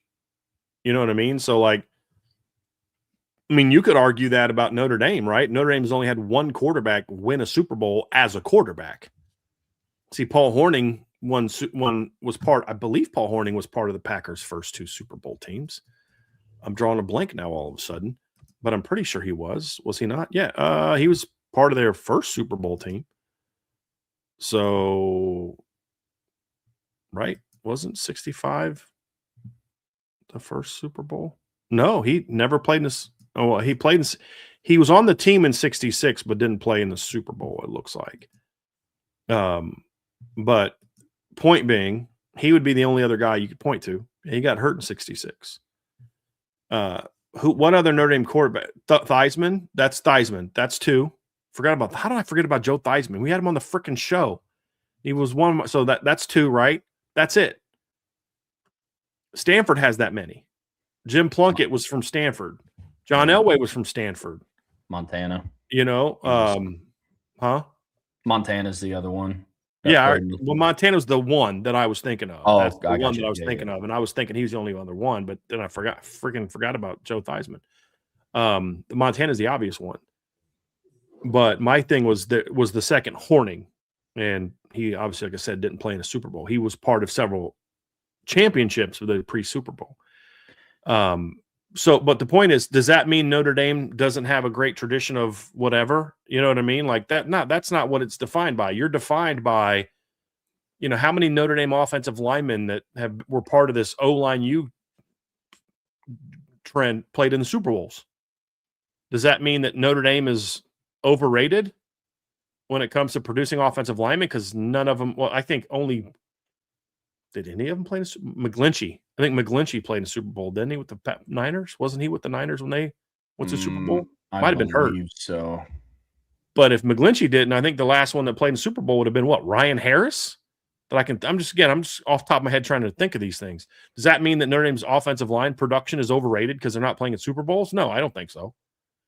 But your reputation as developing quarterbacks should be based on what they did in college. And in that regard, I think that's pretty outstanding. Yeah, agreed. I'm selling that as well. The Super Bowl can't be the end-all, be-all. For me, when I hear of, DBU or wide receiver U or O-line U, it's what they did at the college level and who you sent to the pros, not then eventually what they also did in the pros. Like, that's a big reason why I think that Notre Dame is still tight end U over Iowa, who is close. One of the other schools regarded as tight end U. But the Super Bowl is not the end all be all, especially for a position like quarterback. That's just rough. Yeah. I mean, that's and if you wanted to point to them being overrated, it should be about what they did in the NFL. Matt Leinart was a bit of a bust. Matt Barkley didn't do a whole lot. I mean, you want to talk about that? Sure. Cody Kessler didn't do a whole lot, but I don't care about that. That doesn't take away, like Brady Quinn. Brady Quinn and Jimmy Clausen were tremendous college quarterbacks. I don't care what they did in the NFL. It doesn't matter to me. Tim Tebow was one of the best winners of the last 2 generations as far as college quarterback. He was a very mediocre to bad NFL quarterback. Doesn't have anything to do with what he did in college. So I think that's more of I'm blaming NFL coaches for not getting more out of those quarterbacks, not USC. Sure.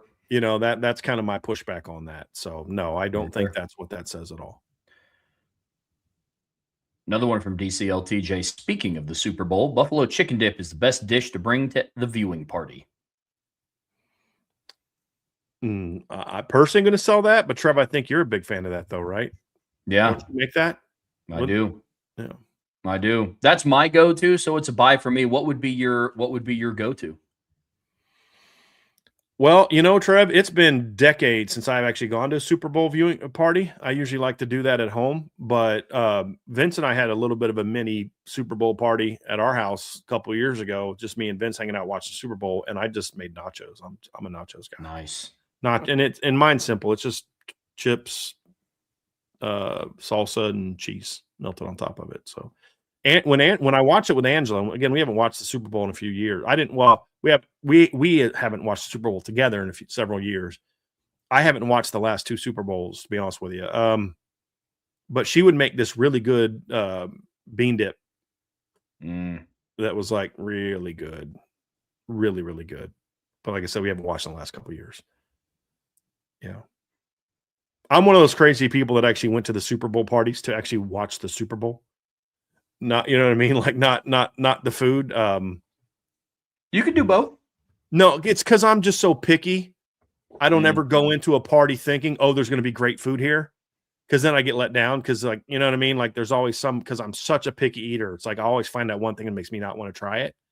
So that's where it comes from. It's not that, like, it's lame or, I mean, it'd be awesome. But if I wish I had a more diverse palate, but I don't. And so, like, what most people consider good nachos, I don't like because it's got a bunch of stuff on there that I just don't like. Like, if you put sour cream on it, I ain't eating it. Like, that's just, I'm weird like that. So that's why I always kind of never gone to viewing parties with that thought process. Fair. Fortunately. But yeah, I've never had wings for a Super Bowl. Everybody talks about wings, but I feel like I never made wings for a Super Bowl. Oh, yeah. Pretty dumb, huh? Because that would be actually a really good Super Bowl food. I think I would like to go to a party that had that. It's good chicken wings. You know? Yeah, man. Good one. wings, good buffalo chicken dip. Pigs in a blanket's always a favorite in our friend group. Those are great. Oh, yeah, man. From John A1, buy, sell, hold. In 2026, Notre Dame will have 3 D linemen record 4+ sacks and 5 D linemen record 3+ sacks on the season. So where were they last year? So say it to me again, Trev, because I'm looking at the stats. Tell me his submission again. So 3 defensive linemen will record 4+ sacks, and then 5 defensive linemen will record 3+ sacks. So I'm going to buy the second one for sure because they did that 2 years ago. They had 5 guys with 3+ sacks. If you're talking regular season, then obviously that's a little bit different. But I'm gonna buy both of those. So I think between Boubacar, Bryce, and Keon alone, forget the interior guys. I think all 3 of those guys have at least 4 sacks. So yeah, I'll buy that. I'll buy that. Buying it as well. Then in 2026, Notre Dame will have 2 tight ends with over 100-yard receptions on the season. We're 100 yards receiving on the season. Buy. I'll buy that. I think we could potentially see more of a buy committee at tight end in 26 than the guy. Yeah. You know what I mean? I have a feeling we're going to see that. Yeah, I think so too. Good. They're short answers, but those are both really good submissions, John. And then he has another one in here. Buy one, sell one, hold one. As position coaches, Larry Johnson, D-line coach, Brian Hartline, wide receiver coach, Bob Bostad, O-line coach. I'm buying Bob Bostad as the O-line coach. What Brian Hartline did as the receivers coach at Ohio State was exceptional. Absolutely exceptional. The reason I'm going with Bob Bostad is, number one, I think he's an elite coach. But number two, I just think that position is more important to winning than what you do at receiver. Sure. Perfect example, Brian Hartline's wide receiver had over 150 yards against Miami, and Miami's top receiver had like 16 yards on 5 catches. And Miami won the game. Why? Because they dominated in the trenches. I just think it has more to do with the success. And then I'm selling Larry Johnson a D-line. Larry Johnson at one point in time was an elite D-line coach. I don't think he is anymore. He's still good, but I don't think he's necessarily like that elite coach anymore. So I'm gonna sell that one. But they're all 3 outstanding coaches. We have the same exact order for that one, man. So then part 2 of his submission, buy, sell, hold. If the position coaches listed above were all on your staff, you would sell one for Mike Mickens to coach your DBs. So I'd have to sell one of those 3. I would easily sell Larry Johnson to get Mike Mickens as my DB coach. Yep. Because I'll sell Larry Johnson and bring in Charlie Partridge. Okay. Yeah. Sign me up. And that's no shot at Aaron Henry. I'm excited to see what Aaron Henry can do, but everybody knows my opinion on Mike Mickens. I think he's the best DB coach in the game.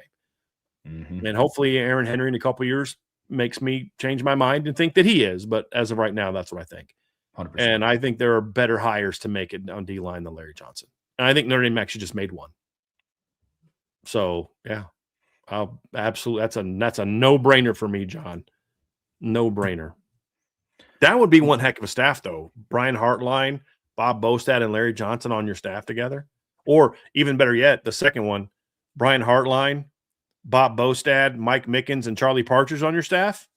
Yes, please. Yeah. Sign me up. That ain't sign me up. That ain't that bad. Yeah. From Domer Grizz, buy, sell, hold. That sack in the first half of the Super Bowl was vintage Riley Mills. Oh, gosh, yes, bye. Yeah, he just basically put that guy on skates and drove him right into the quarterback. Had one arm on the quarterback and one arm one arm on the O lineman, the other arm on the quarterback. That reminds me of, like, I was going to say this last night, but I'd made the tweet I made because I'd already taken my shot at Georgia. Like, Caleb Williams was probably like having weird flashbacks, like Notre Dame PSD, watching that game last night, because like that's what Riley was doing to him like all game in 2023, like all game, just riding linemen into the backfield and then getting off to the quarterback. The Seahawks are like, that's why we drafted that guy. That play right there. Yeah, that was vintage awesome. Riley Mills. And watching it live, I didn't know that was him until I saw the celebration. Oh yes. Yeah, like I was like, I think that's Riley Mills. And then he did the celebration. I was like, yeah, that's Riley Mills. Let's go. That was pretty sweet.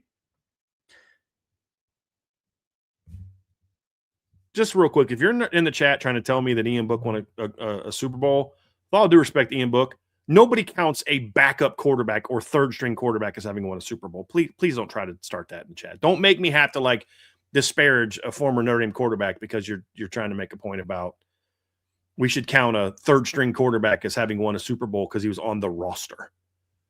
You know, like, please, let's not do that. That's like saying that Texas A&M gets a lot of credit because they had a backup quarterback on all those Bronco teams behind John Elway. Like, come on, just no, let's not do that. Joe Montana, I believe, is the only Notre Dame quarterback to have won a title. I don't think Darryl LaMonica was their starting quarterback when they won titles for the Raiders. So let's not go there. Another one from Domer Grizz. Buy, sell, hold. The 2026 Notre Dame defensive tackles will be better than what Riley Mills was. I hope so, but I'm selling that. Riley Mills was outstanding in 2024. I mean, he was a second-team All-American. I mean, he was outstanding that year. Yeah. Now, you could argue, Trev, that maybe they are better as run defenders. You could maybe argue that. That's fair. But they won't sniff what Riley Mills was as a pass rusher. Agreed. Like, I just don't see it. I mean, Riley had 7.5 sacks in 2024 and only played 13 games. I mean, he got hurt in the playoff game. And first half, wasn't it? Wasn't it second quarter? Was it third quarter? It wasn't I think it was third. I think it was after halftime. Yeah. And he had 34 pressures last year in 13 games.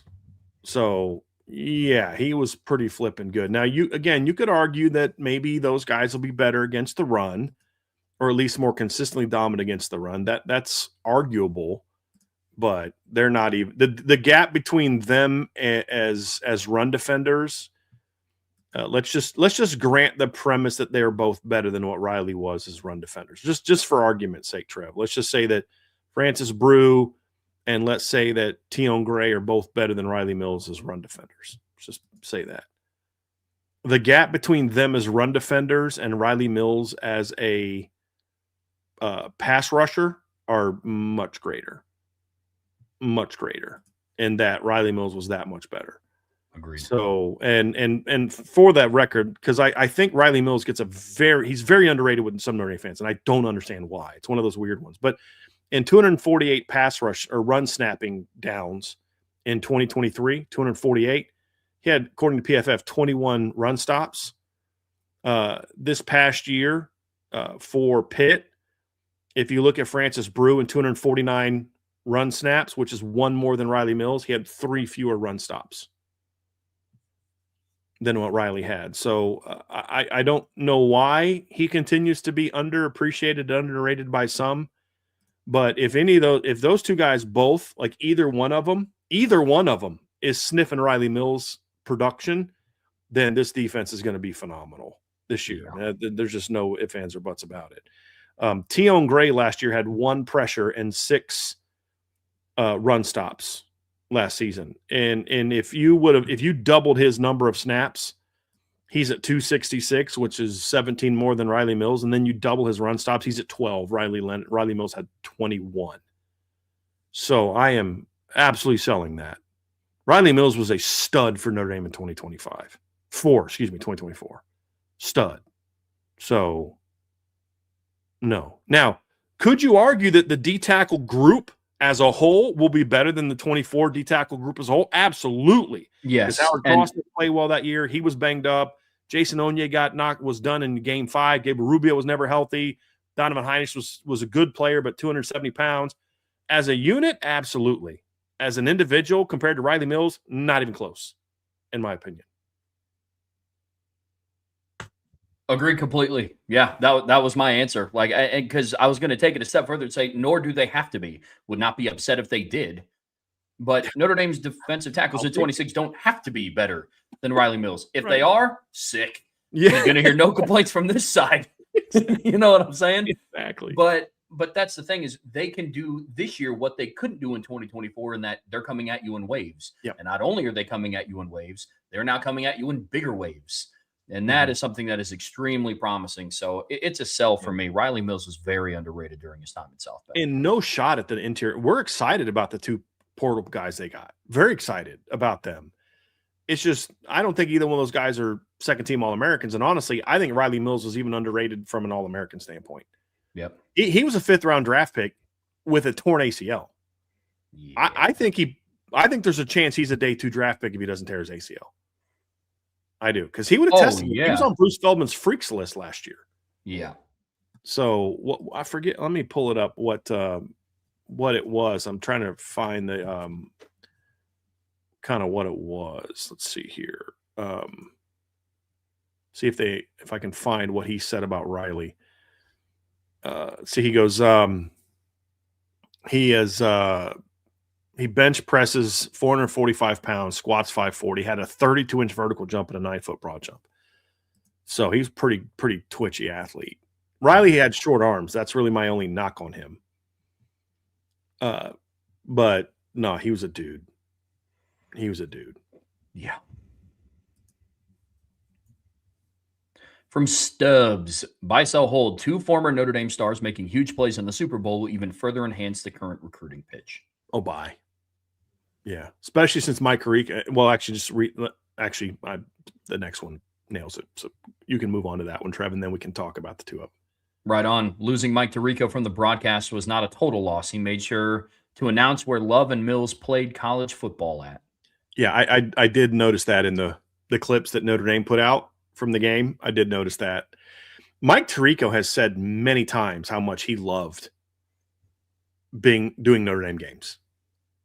Like, yeah, he said that on Pat McAfee's show. Because they asked him, it was like, hey, you've gotten to do Sunday Night Football and you did the Olympics and, you did all these major golf tournaments, it's a great career. And he's like, yeah. And honestly, my favorite one was one you didn't even mention is going and he called it the Cathedral of College Football.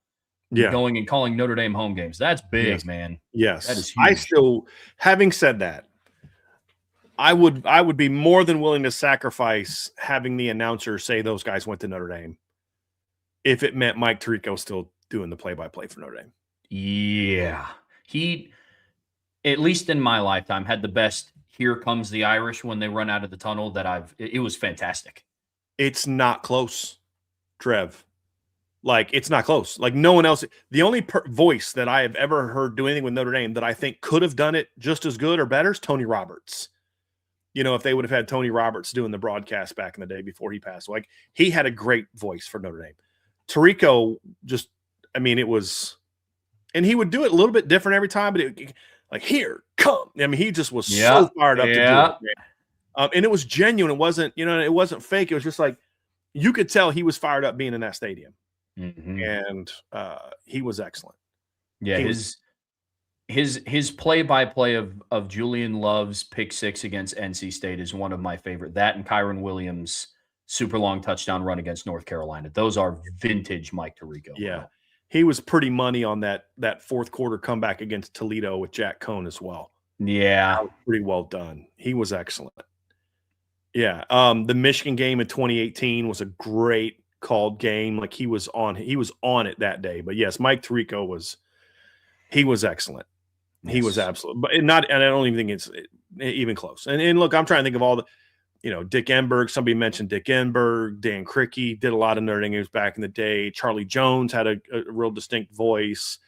But with what's the other guy's name that did it for Tom Roberts? Right? Isn't that who it was that did it for a lot of years?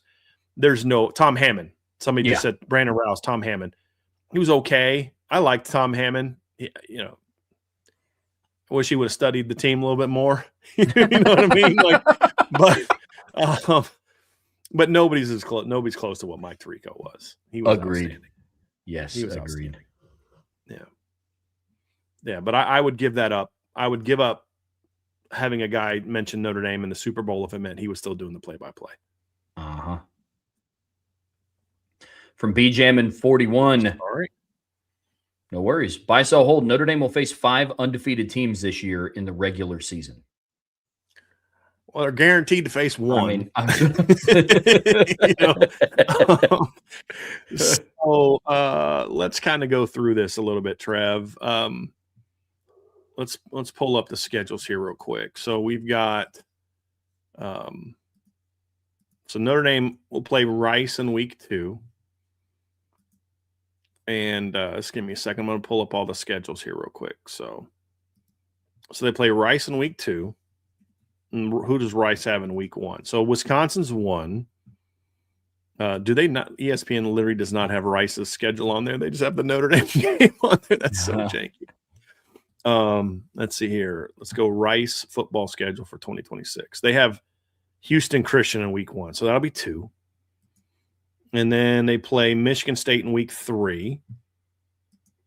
They play Toledo and Eastern Michigan at home before that. So that'll be 3.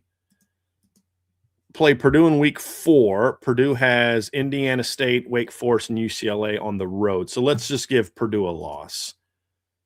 Then they play North Carolina in their 5th game. They will have played TCU at Clemson. Nope. Let's go. I'm laughing even saying this. I shouldn't say this. Let's go Stanford. It's going to go team by team. They play Miami in week 2 at Duke, at Wake, home against Georgia Tech. Nope. If they're undefeated going into the Notre Dame game, Manny Diaz will be up for Coach of the Year award. Then they got BYU. Now, this is a potential one. They do play Arizona at home and at TCU before they play Notre Dame, and then they also have home games against Utah Tech and Iowa State. So that's potentially 4, but that at TCU game is not going to be a cakewalk. Here, the next 2 teams I think both have a shot to be undefeated when they play. The first one is Navy. They play Towson at Air Force for sure. Then they will play, so to be 12th, 19th, 26th, 10th, 17th, probably 5 other opponents. They'll probably have a bye.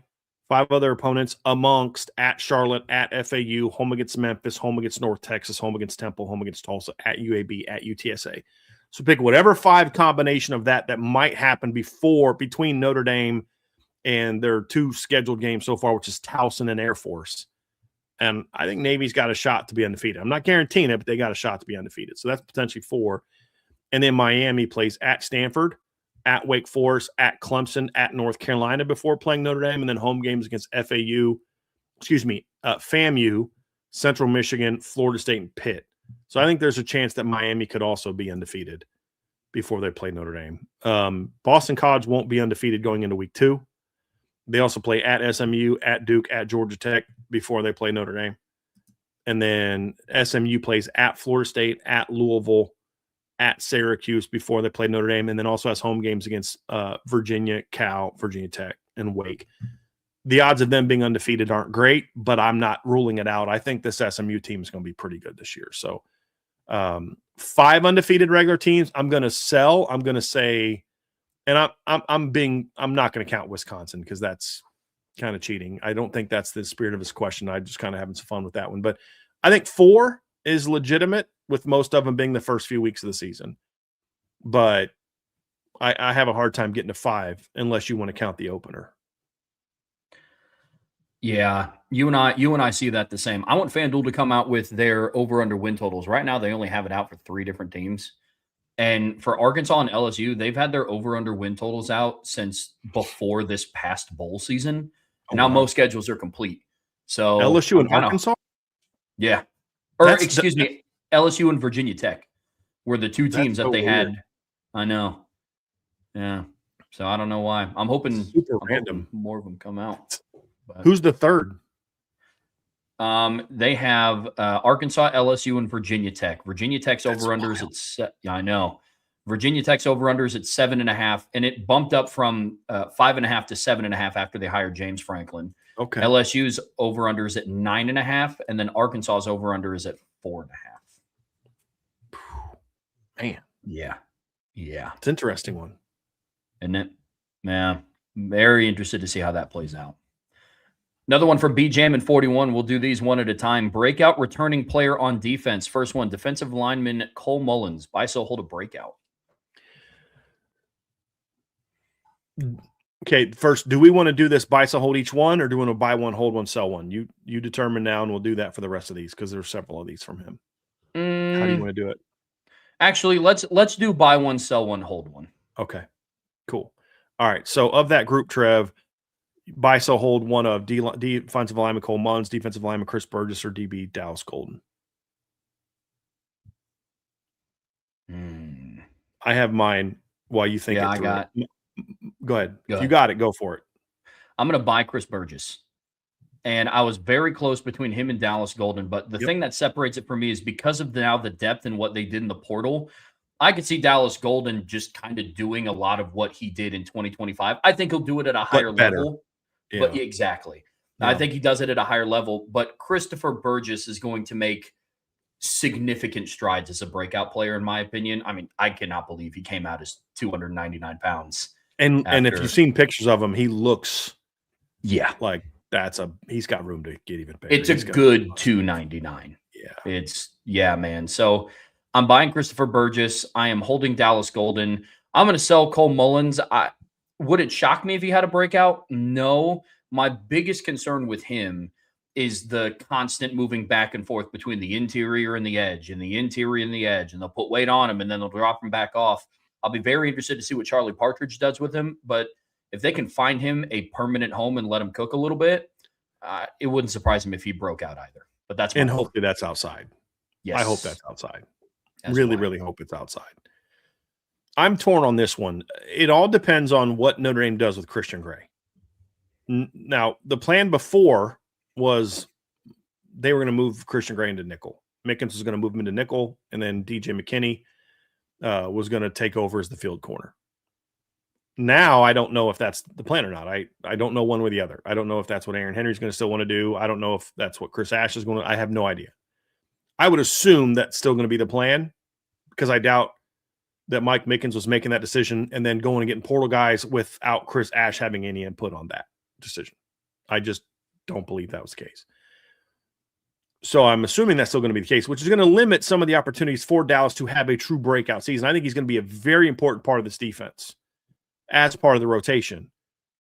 But I could also see a world where Dallas Golden is so good that they decide to keep Christian Gray outside and Dallas becomes starting nickel. That would result in him being the pick. But if he's just a better version of what he was last year, that's a bit of a breakout. But I think Chris Burgess has a legitimate chance to be a guy that forces himself onto the field this year and is an impressive player. So I'm going to buy him as well, hold Dallas Golden, sell Cole Mullins. But I don't do that with great conviction because, as you know, Trev, I think Dallas Golden was my number one ranked defensive player in the class in 2025, and he did nothing to make me think that I didn't get that one right. Right. It's really just about the opportunity to have the breakout this season. And I just think that's just kind of where I'm at. But I could also see where both of them have to break out to some degree. They're very talented players. Absolutely. Let's do the same thing on the offensive side of the ball here, Brian. Buy, sell, hold. Buy one, sell one, hold one, excuse me. Between Elijah Burris, Cooper Flanagan, and Micah Gilbert. Of those three, I'm going to buy Cooper Flanagan just because of the opportunity. I think the opportunity is going to be greater. I'm going to hold Micah Gilbert, and then I'm going to sell Elijah Burris. But I feel really terrible about selling Elijah Burris because he's going to be a really good player as well. I see Elijah more as a field guy right now. It wouldn't shock me if at some point in time they decided to play him a little bit into the boundary and do some different things with him there than what they do with their normal boundary. It wouldn't shock me if they did that. But I just think right now he's competing against Jordan Faison and Mylan Graham. So I think that might make it a little bit tough for him to see the field. Cooper Flanagan's going to play. And if Cooper Flanagan catches more than 5 passes next year, it's a breakout season for him. You know what I mean? Like he's never been more than like the number 3 tight end, really. Micah Gilbert, I want to buy him, but the problem is I'd love to buy Micah Gilbert. The problem is Micah Gilbert has yet to prove that he can A, stay healthy, and B, be consistent with how he plays. Like there's times Micah Gilbert coming out of his break looks like a future stud, and then there's other times you're like, is he like, what's he doing right now? Like, does he know where he's going? He's got to get better in that regard. If he can become more consistent, then I would have no problem buying Micah Gilbert either. I think there's a lot of people just going to assume that Quincy Porter is going to beat Micah Gilbert out. I do not have that assumption. I think it's possible, but I think Micah Gilbert's going to put up a much better fight than people realize. Sure. That's my 2 cents. Sure. You and I see that the same. I'm buying Cooper Flanagan as well. Where we have a difference, I'm actually going to hold Elijah Burris and sell Micah Gilbert, and it's for that health piece. The other part of it too is the thing that I am concerned with. And look, I don't have a source telling me this. Obviously, my source is the esteemed gentleman sitting below me on this screen. Yeah, but it's just kind of, I don't know what you want to call it, just human nature to a degree. Sometimes you start to overlook somebody that you might think you already have an idea about. And Micah Gilbert's going into his 3rd year in the wide receiver room, whereas Elijah Burris is kind of still that young blood, like the fresher new guy, and somebody that had a really solid offseason this past year. So not saying that Elijah Burris is going to jump Micah Gilbert individually on any sort of 2 deep, because I think that they're going to play 2 different positions when everything is said and done. But I think Elijah Burris is going to put in some work this offseason and put a lot of people on notice. Same opportunities on the table for Micah Gilbert, but the health is a separator there. I got to see Micah Gilbert stay healthy this offseason. So I'm buying Cooper Flanagan, holding Elijah Burris, and selling Micah Gilbert. But again, similar to Brian, I don't sell Micah Gilbert with a lot of conviction, just like he didn't sell Elijah Burris with a lot of conviction either. Very talented guys. He's a really good player. And I like the 3 guys he picked here for the offense, because I could see all 3 of them having you could throw Cam Williams into this conversation. You could throw Aeneas Williams into the one. I think you leave Aeneas out because that one's too obvious. Yeah. That's why I like the 3 that he picked. He didn't pick an obvious, guy. So I dig that. It's good stuff. So I think with this one, Trev, he wants to, in each category, buy, sell, hold one of the 3. So not like here, we're buy, selling, hold 3 different categories as opposed to buying one of the categories. I just had to cut that part out because it was too long to fit on the page. Okay. So that's how we're doing this. So let's do this in categories then. So first categories, I'm assuming, is dips. You got queso cheese dip, buffalo chicken dip, and salsa. I'm buying queso cheese dip, holding salsa, and selling buffalo chicken dip. I'm not a huge. I've only had it once or twice, but I'm not a huge fan of buffalo chicken dip. I'd probably like yours, Trev. But you're a sweet guy, man. My mood. Oh my goodness, what is going on? No, I'll next IB tailgate. I'll just bring some up. There you go. Have everybody try it. My mom would actually probably really like that. Actually, yeah, I've been talking about it too much on this channel to not contribute it in some form or fashion. So I'm going to buy buffalo chicken dip. I'm going to hold the queso and cheese dip, and I'm going to sell salsa. I just think that's the most, I guess, basic of the 3, I guess you could say. I love salsa, but that's where I'm at with the dips. How about finger food? Jalapeno poppers, soft pretzel bites, or mozzarella sticks? Man, well, first of all, with the soft pretzel bites, it depends on how they're made. Agreed. I mean, pretzel bites, if they're made well, are super good and one of my favorite snacks. So I would go with that. The reason I could potentially go mozzarella sticks, because if you don't make pretzel bites correctly, like I've seen some, like they put everything seasoning on it. That's not for me. I'm a salt and cheese on a pretzel bite. That's what I want on it. And then some are just not, it's not good dough, or it's overcooked, or, you know what I mean? Like there's ways you can it's hard to mess up a mozzarella stick.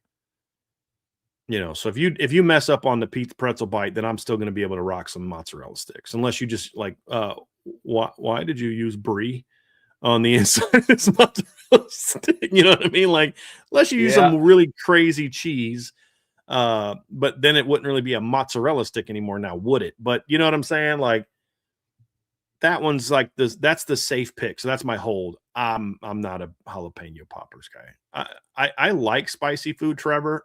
Spicy food doesn't like me.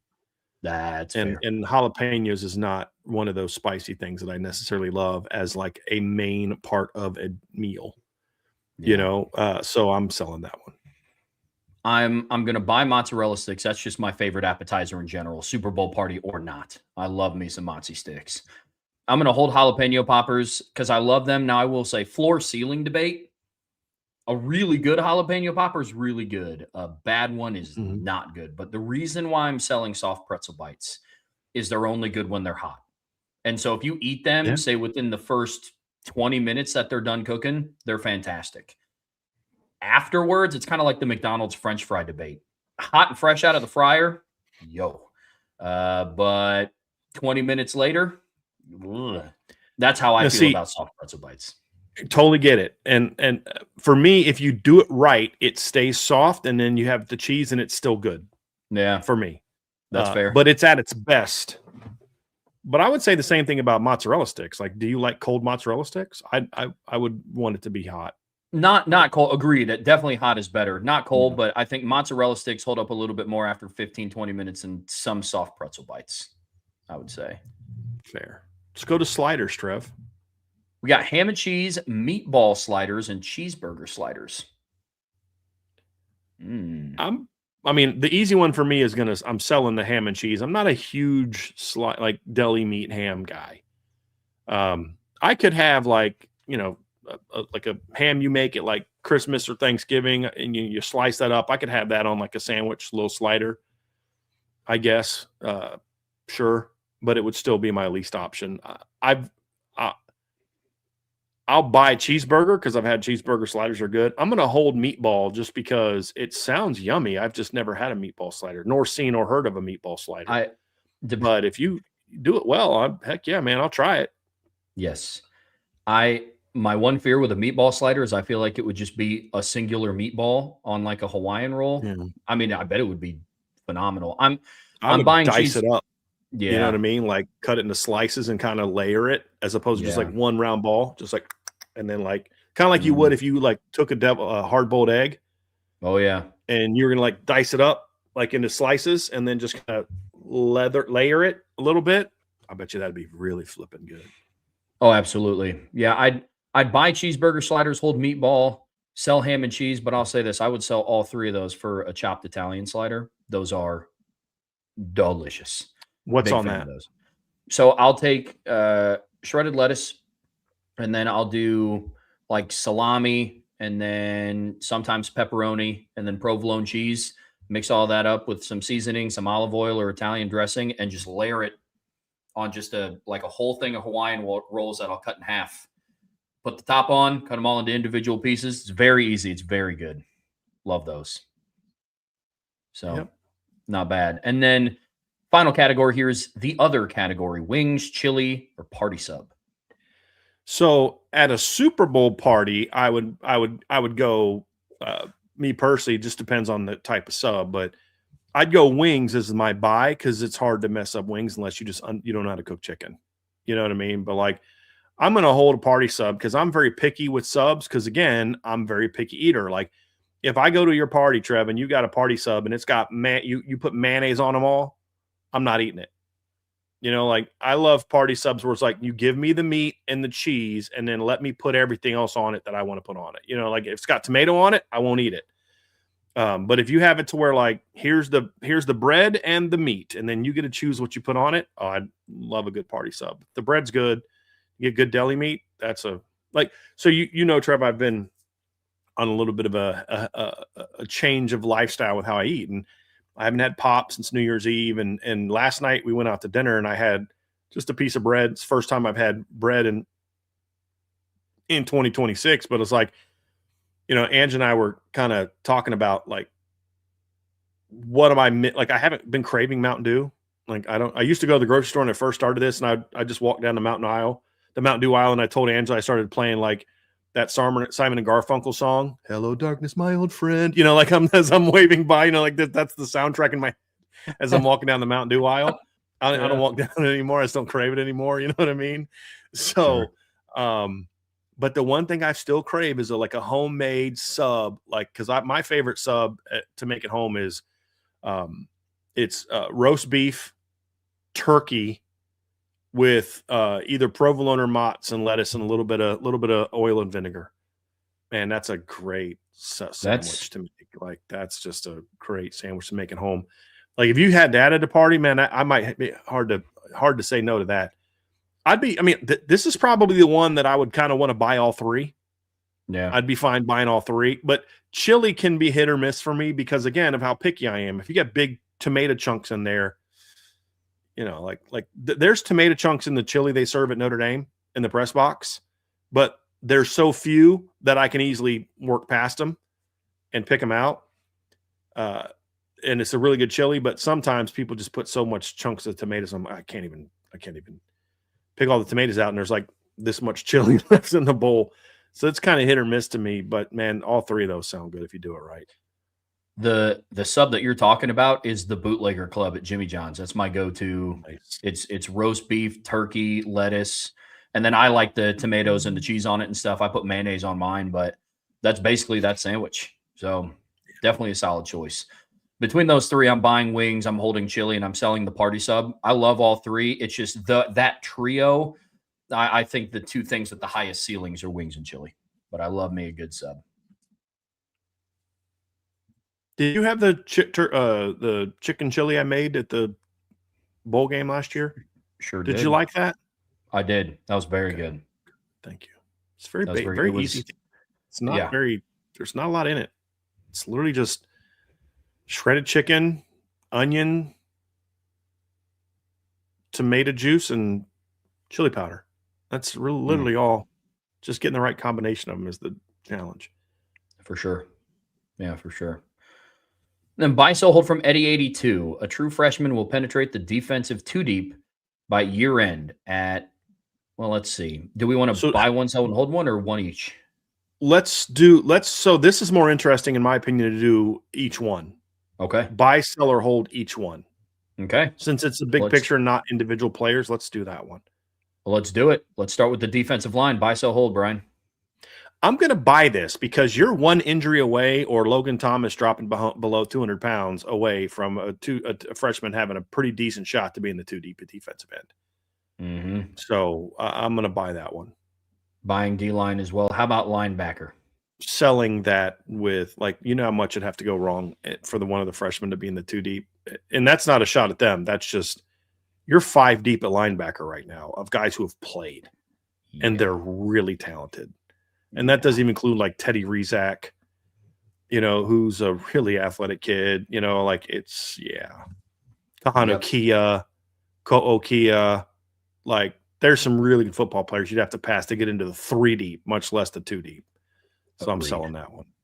How about the secondary? Buy.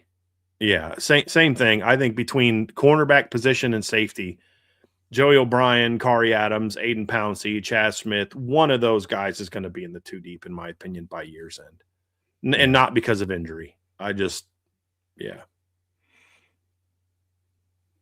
We have the exact same order. We see that the same. Then another one from Eddie 82. Same question, but the offensive side of the ball. Start at quarterback, which is actually a pretty interesting conversation. I'm going to actually buy that. Yeah. By season's end. Yeah. Yep. I love that. Love that. I am as well. What about running back? Sell. Yeah. It would have to be injury related. Mm-hmm. Agreed. Yep. How about the offensive line? Sell. Now I'm gonna just sell it, and there's another submission later, Trev, that will allow us to dive more into this question. Okay. So I'm just gonna sell for now. Right on. How about tight end? I know how high you are on Ian Premer. So if we're counting two deep as two tight ends, right? So there is two tight ends in the Notre Dame offense. There's the Y, which is just the normal tight end, and there's I think they call it the H, or I forget what they call it, but there's that second tight end position, which is more of the movement tight end, the Ty Washington position. I will be shocked if Ian Premer's not in the two deep at that one. I don't know that he'll be in the two deep at the Y, which I think will be the Flanagans primarily. Now, there will be times I think could play as the only tight end on the field, but I'll buy that with that caveat. How about wide receiver, Brian? Boy, I'm gonna buy that. I think by season's end, there's a shot that one of those two guys is in the two deep at slot. Yeah, I'll buy that. I'm gonna buy that, and I think it could be Caden Finley. Yep, I think between him and Bubba Frazier, Yeah, I just think you got two guys who could do that. Yeah. 100%. Yeah, that's a good one. Now, here's the thing. At almost all these positions 3 years ago, it's like buy everywhere except linebacker. Yep. Like, and I'm not even thinking twice about it. Like, it's a no-brainer. Like, of course. Like, just, yeah. That's what was so interesting. So while I'm gone, I'm getting ready to go to Arizona. I'll have articles still coming out, and one thing that I'm going to start doing is previews of the recruiting classes and what their potential impact is going to be on this upcoming season. I had a very hard time writing the 2026 class because it's like we've broken it down into different headings. Not going to give it all away because still want you guys to go read them, right? But I had a very difficult time, and I even made a note in there about if this was 2020 or 2021 or heck, even 2022, the outlook on what this class's impact would be vastly different than what it is going into 2026. That's for sure, man. I mean, this roster is loaded, absolutely loaded.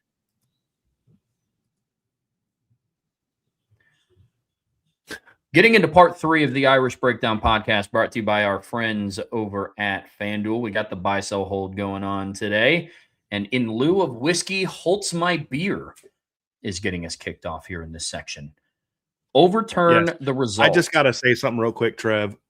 Yeah. It's taking every ounce of discipline and grace and mercy not to ban tattoo 1-2 in the chat. This person had the audacity to say that my chicken chili needed big chunks of tomato and mayonnaise. If One you of the two things I said I don't like, it's just hurtful. Well, that's just hurtful, man. You know what I'm saying? If you invite me to a tailgate and you tell me you put mayonnaise in your chili, just do me a favor. Just never invite me again. I love mayonnaise. That's foul. That's foul. just trying to make me mad. Just trying to poke bear. That's all he's trying to do. That was really well played. That was clearly said as a joke. Oh, the person said that as a joke, and me saying I'm going to ban them for talking about my food is also a joke. But very, very well done. Very well done. Also, this is like the longest name. This barely took up one. This was about 3 letters away from taking up 2 lines on the card, Trev. In lieu of whiskey, Holtz My Beer. Oh my goodness, that's great. But we can get into this one now. Insured by Big Spoon. That is psycho killer stuff. I agree. Man. I hate mayonnaise so bad that I don't even know that I'd want to attend the Duke's Mayo Bowl. I might just have to send somebody else. You know, which is funny. My wife will put mayonnaise when she makes me tuna fish, but like that's the only thing that I can have mayonnaise in. But yeah, I hate mayonnaise.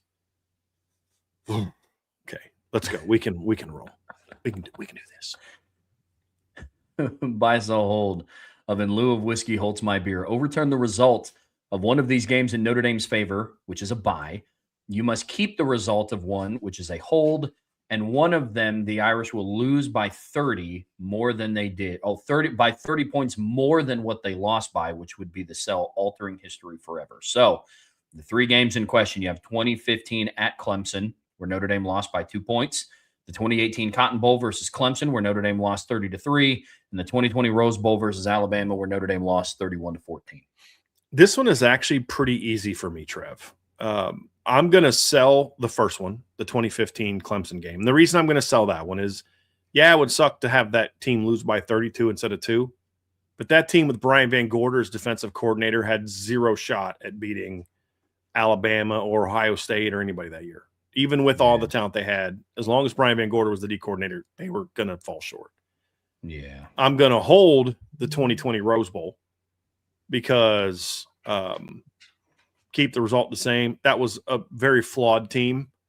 I've said before, that was arguably Brian Kelly's greatest coaching job as a season. Now, I thought it was disgusting the way he played not to lose or not to be embarrassed in the Rose Bowl. That disgusted me. Ended up being the thing that was the catalyst for our little channel here. That's the other reason I'm going to hold that one, because it stays the same. That was a great coaching year by Brian Kelly. You cannot take away. I mean, the COVID off season, they had like one spring practice in the season. The spring was ended. You had players in and out of the lineup because of COVID. They missed 2 seasons, had to vacate a game, or missed 2 weeks and had to vacate a game, not play a game because of COVID. Yet, I mean, they went like a month after Florida. I think it was after Florida State, before Florida State. I forget which one it was, where they just didn't play. And you took that, and they had lost a ton of talent from the year before, and they still went undefeated. Now the schedule wasn't hard, but you know what? So what in that year? That was, to me, the best coaching job Brian Kelly did until the end. But that also led to us doing our first live show, and that helped us launch this thing. The reason I'm going to buy, however, the first one is, or the second one, the 2018 Cotton Bowl versus Clemson. I have said many times that Notre Dame in 2018 beats Alabama. I have no doubt in my mind that they beat Alabama, because that Alabama offense would not have been able to do to the Notre Dame, and that Alabama defense would not have done to the Notre Dame offense what Clemson was able to do. It was not a good Alabama defense. And I think that Notre Dame defense had a shot against that Bama offense of keeping them down enough to win that game. I think they could have beat Bama in 2018. That was probably Brian Kelly's best team. Like, that was his best team, in my opinion. I've shared this before, Trev. I don't know if I've ever told you this. You might have heard it on the show, but I have friends in the coaching industry, the Division I coaches, and I have some that were in the ACC at the time. And I got a call from a buddy of mine. He's like, dude, you would not would not believe what some of these Clemson coaches are saying. This is I think this is either between or right after the title game. They're like, dude, they were celebrating after beating Notre Dame like they'd already won the title. Because they saw on film, they knew that Bama had no chance against them. The team they were most worried about was Notre Dame because of that defense. They knew they could score 40 on Alabama's defense. And they would make enough stops with their defense to be able to they were worried that Notre Dame's defense was going to make that like a 14-10 game, that Notre Dame might be able to win late because one of their big receivers went out and made a play. They knew that the hardest team for them to beat that year was going to be Notre Dame. And that's how it kind of played out. So if I could reverse any game, that would be it, because I think that's the only one of the 3 that results in a title at the end of the year. 15 and 20 had no shot at winning a title that year. Now, the 15 team had the talent to do so, just not the coaching on defense to do so. That's my answer, Trev. What say you? Yeah, we have the same order. I danced around with the idea for a little bit of buying 2020, because between Alabama and Clemson, Alabama's kind of the team that Notre Dame hasn't conquered yet.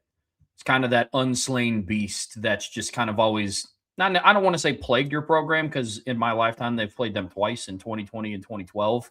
Both of them were resounding losses in the postseason. But in terms of just what the path would have been for the rest of the season, I'm on board with your order.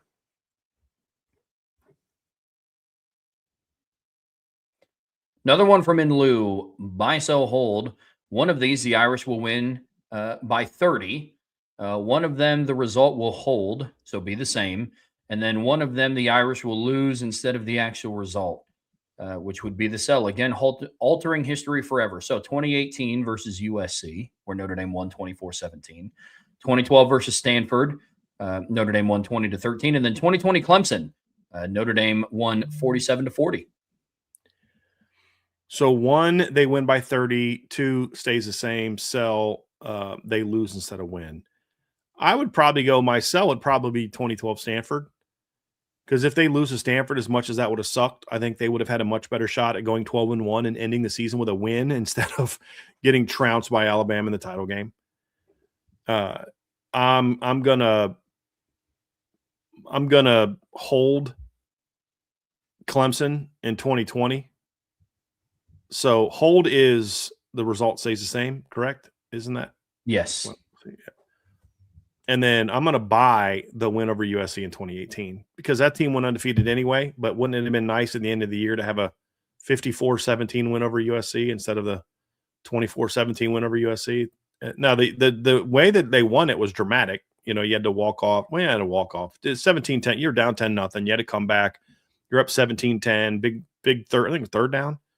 Hit Tony Jones in a little quick wheel route, and he takes it the rest of the way. I mean, that was a great finish, but it would have been nice if that game was just more of a blowout. So that'd be the one that I would go with there. Same order here. No disagreements on my side. Dig it. Another one from In Lieu. Greatest what ifs at quarterback. You can choose to change the career of 3 players. Buy equals a Heisman.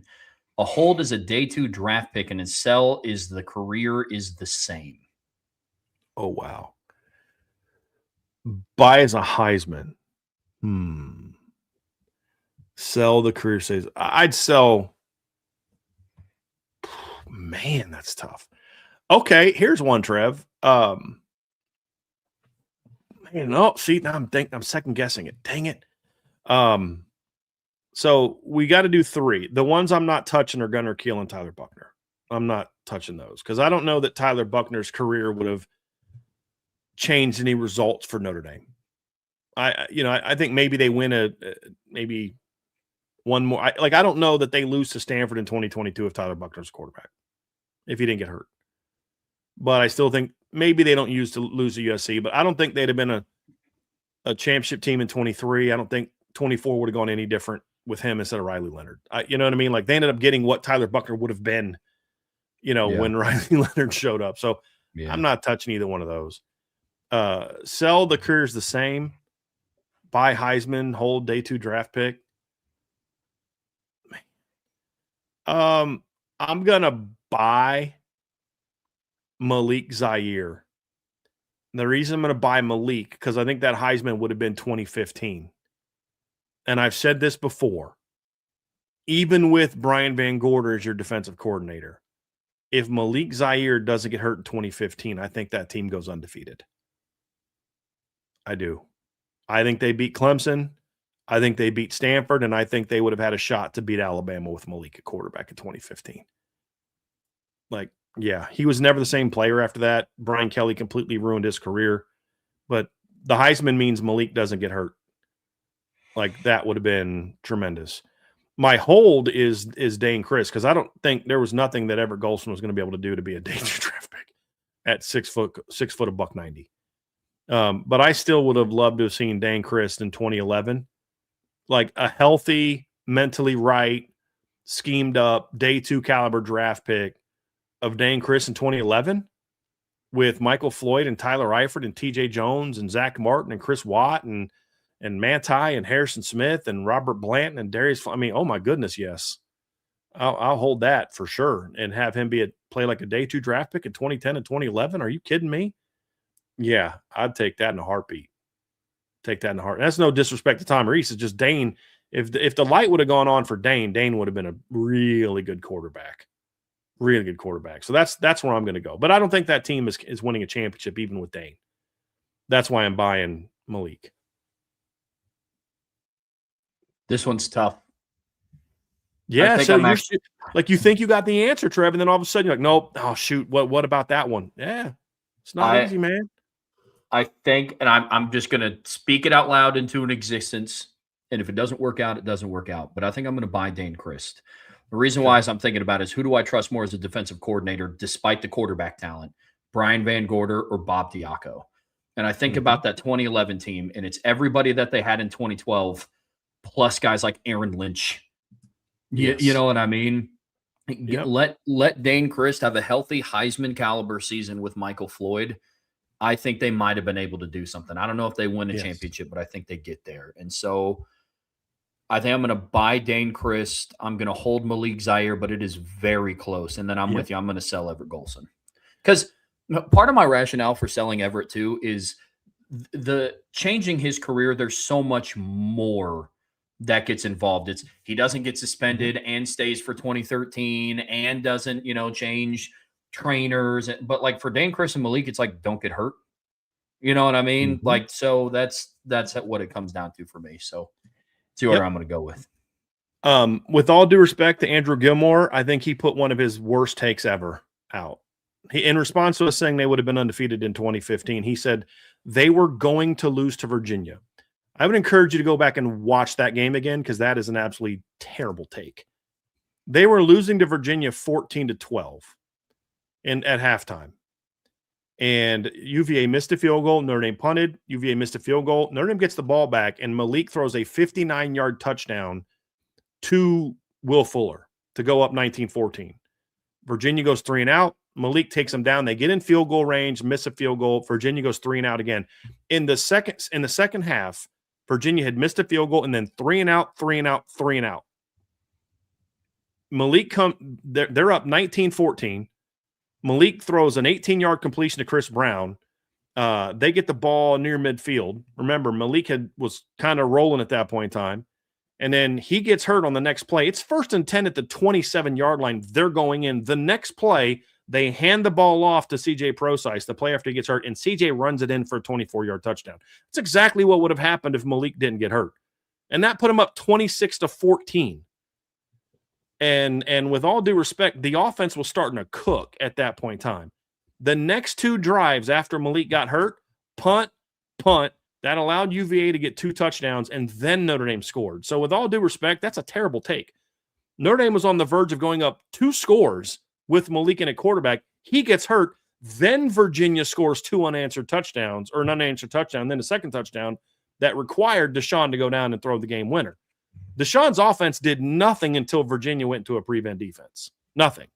Except he handed the ball off to CJ for a 24-yard touchdown. So with all due respect, that's a terrible take. Terrible take. So no, they weren't about to lose to UVA. You need to go back and watch that game again. That's just absolutely incorrect. Buy, sell, hold. Recruiting, what ifs or misses. Buy means they enroll at Notre Dame. Hold means there's a 50% chance he comes to Notre Dame, and sell, they go elsewhere. So Randy Moss in 1995, assuming good fit at Notre Dame. Luke Kuechly in 2009. Or LeBron James, a wide receiver tight end in 2000, recruited by wide receiver coach Urban Meyer. That's easy. Sell. I don't care about LeBron James playing college football. LeBron James was ready to go play in the NBA, and he made the right decision for his choice. I do not care about him playing football. So I'm selling that. And those teams wouldn't have been any different. The reason there's 2 things. I'm gonna buy Randy Moss. He enrolls at Notre Dame, and I assume that by enrolling at Notre Dame, that means he also plays at Notre Dame. Mm-hmm. I still contend that the 95, 96, 97 Notre Dame teams would have been very different if Randy Moss would have come to Notre Dame. Because 95 would have been Randy Moss and Derek Mays.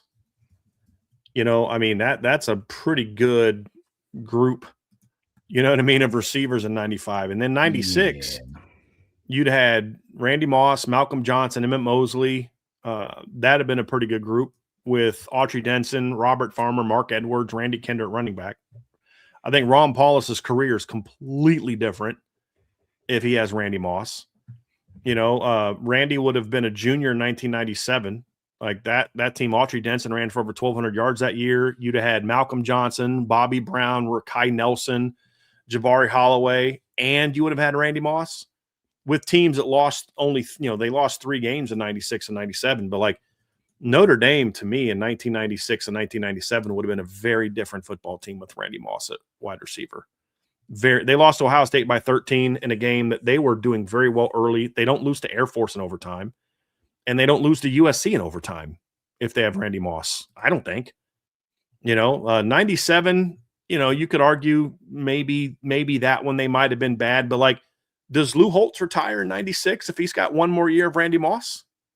You know what I mean? Like, that's kind of where I've always gone with that one. So that's I'm going to have to buy Randy Moss. I think the 10 years at Notre Dame would have been way different if Randy Moss would have been. I think Ron Paulus would be viewed. I don't know if there's a quarterback in Notre Dame history whose career would have been changed more by one thing going differently than Randy Moss coming to Notre Dame and playing 3 years with Ron Paulus. And that's even assuming Ron Paulus comes back for 50 years. You know what I'm saying? Like that would have been very different. So I'm going to buy Randy Moss. I'm going to hold Luke Kuechly 50-50 chance, because here's why I'm holding that one. If Notre Dame offered him a scholarship to come, then sure, I'll take the 50-50 chance that he's going to come. You know what I mean? Yeah. And then, like I said, I don't care about LeBron James playing college football. He's a basketball player. Yep. He did what he needed to do. I would have, if I was advising LeBron James and I was every bit the big Notre Dame fan that I was, and he said, "Hey, should I go? I really want to go play football for Notre Dame. I want to play for Urban Meyer." I said, "Bro, I would love to see that, but no. You're going to be the number 1 pick in the NBA draft. you're going to be almost an immediate all-star in the NBA. Like, bro, you got to you're 6'7" freaky tight end. You think some dude's not going to take your knees out? Hard pass. Go play basketball. No question. Yep. Same order here. Yeah. That's an easy one. From In Lieu, buy, sell, hold. Despite the flack that Christian Gray receives from Notre Dame fans, he is responsible for the most significant singular play for Notre Dame since the turn of the century, his pick to set up the win versus Penn State. Okay, I'm going to sell this. That was, if Notre Dame would have won the title, Trev, I would say yes to this. But I don't think that play is necessarily any different for how Notre Dame season ended than the Manti defensive line stop against Stanford in 2012. Or you could point to the Everett Golson bomb to Chris Brown after they had just tied together. I mean, I think you could look at, 05, and there's a couple plays we could point to in 05 that, you know what I mean? The most significant singular play for Notre Dame since the turn of the century actually was a play that didn't happen for Notre Dame. It happened against Notre Dame. And that's the end of the USC game. So I'll put Christian's pick in the top 5 for sure. Yeah. And as Trev likes to say, it ain't 5th. Yeah. But I still think the goal line stand against Stanford in 2012 is just as big. And I think that did more for the program as a whole at the time than even what Christians did. So, But that's definitely the biggest play of the Marcus Freeman era, in my opinion. Of the Freeman era, yeah. Yeah, agreed. Yeah, went on to say he is one of the most clutch players in Notre Dame history, helping win big games like Penn State in 24, A&M in 24, USC in 24, USC in 25, etc. I'm going to sell that. I love what you're trying to do of defending Christian Gray. And I think the part about him being clutch is he's making a great point, Trev. We've pointed to that. USC 2024, he gets a lot of flack and are responsible. Well, he was part of the reason that game was close. And that's actually true. But he also, not only did he have the pick 60 in the game, but he had that key 4th down stop on USC's first drive of the game. People forget that one.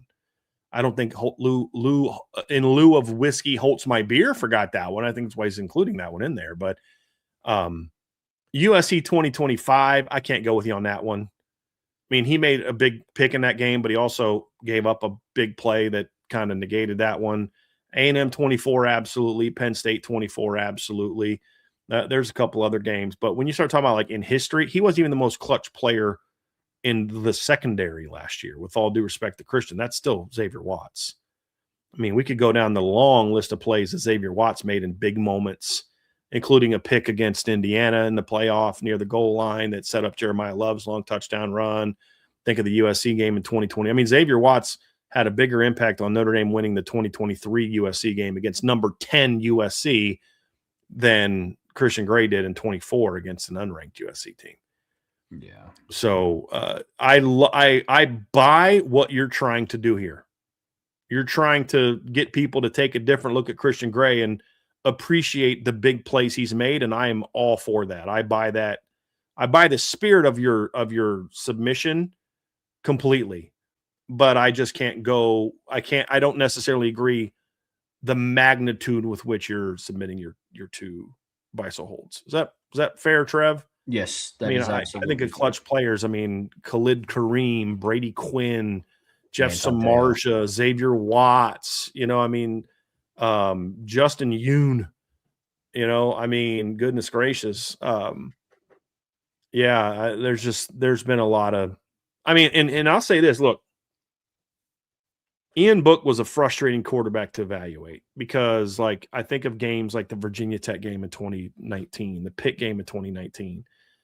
And I've often said that, like, the Clemson game in 2020, where he made those 2 huge throws, because people forget that post route to Avery Johnson, they still needed to get in the end zone. And he had that great, roll out, moving in the pocket, getting that ball to Kyron Williams for the touchdown. But, like, Ian was a big reason why a lot of times they needed fourth quarter comebacks to win games. But once he got into that moment where he was the reason that got him there, he was clutch. He was clutch in those moments. Like, I'll give Ian that. And that was honestly part of my frustration, because why was Ian so good in those moments? He just stopped thinking and just went and played. And that's why I said he should have been a lot better than he was, but he just was he couldn't process. He would just kind of not throw the ball in big moments until he had no choice but to just let it rip. And he was money. Mm-hmm. Like, I got to look at that and be like, he had more big clutch moments than, with all due respect, than Christian Gray had. Yeah. So I buy the spirit of what you're saying. And that's why I'm like, I dig what you're trying to do, because Christian is getting too much disrespect from Notre Dame fan base, but I just can't go there to the degree with what you're saying. What say you, Trevor? I mean, same page. We have this conversation a lot, and I love where you're going with this, because I don't know if there's any bigger defenders outside of the Gray family than the two guys sitting on this side of the screen. But with that being said, it's really tough to deem anything the best in history or one of the best in history when there's already so many more illustrious players that go behind. I look at a lot of Christian Gray's clutch plays the same way that I look at big comebacks in games. And it's like, yo, that comeback was amazing. Yeah, but why were you down 17?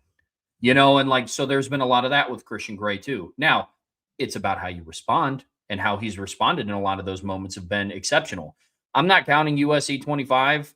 The reason why that his interception in that game was so big is because people could draw allusions back to what he did in 2024.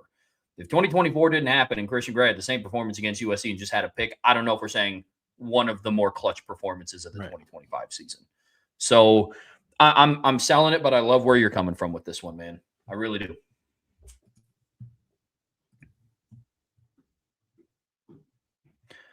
Another one from Lou. Buy, sell, hold. Notre Dame's future schedule, home and away, you are most excited for, excluding 2026.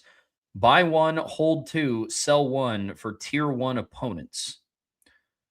Okay, we got Alabama, home in 29, away in 2030. Indiana, home in 2030, away in 31. Texas, home in 28, away in 30. Then Miami, 28, 31, 34, location to be determined. What exactly are we buying, selling, and holding here, Trev? Just that we're the most excited for. Okay. That one's easy. Then buying Alabama. Yep. I've never been to that stadium. I've never covered a game in Tuscaloosa. I'm excited about that. A lot of historical tradition in that stadium. I am going to hold Texas because I am looking forward to that one. I've been to Darrell K. Royal Stadium, but just once, and I watched Notre Dame lose, so I'd love to see them win that game. And then I'm selling Indiana. I'm indifferent to Miami. I look forward to playing Miami, but that, like that when we've seen that one more, I have zero anticipation for Indiana happening. I think Indiana is going to get out of that game way before then. So yeah, that's mine. Same order. I mean, I'm not excited. I wouldn't be excited to go to Bloomington, Indiana. I mean, like, look, their day trip for you. It would be. It would be a day trip for me. I'd be down there in an hour and 10 minutes. It'd be great. But the team is great. So, like, I guess the matchup, but I wouldn't be giddy in the same way of going to Bryant-Denny Saban Stadium as I would to the stadium that I don't even know what the name of their stadium is. I'm assuming, I don't know, Hoosier Field.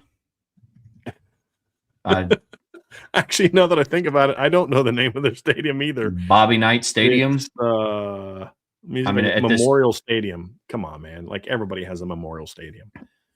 At this point, they need to change it to like the Signetti Coliseum or something. Oh, there's no question. Yes. No question.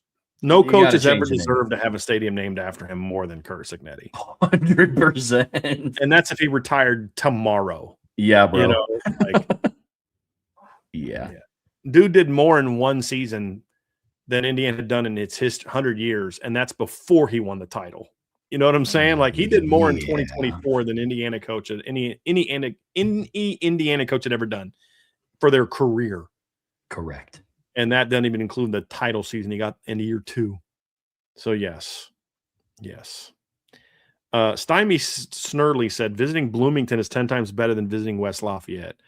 I'm going to sell that comment because, number one, that depends on where you're coming from. Coming from South Bend, Indiana, West Lafayette is a much closer trip for me, number one. Number two, Trev, I always have good memories going to West Lafayette because that is where we had our little miracle dog get her to situations. So I always hold West Lafayette and Purdue's veterinary school in very, very high regard. But no, it's not exactly a great place to go watch a game. It's kind of been there, done that. But I am looking forward to doing that this year because it is a day trip. I don't have to worry about getting a hotel and doing all the other kind of stuff. So nice. I mean, how far away are you from West Lafayette? About literally almost the same distance away from Bloomington. Okay. You get there in about an hour 20-ish. Yeah.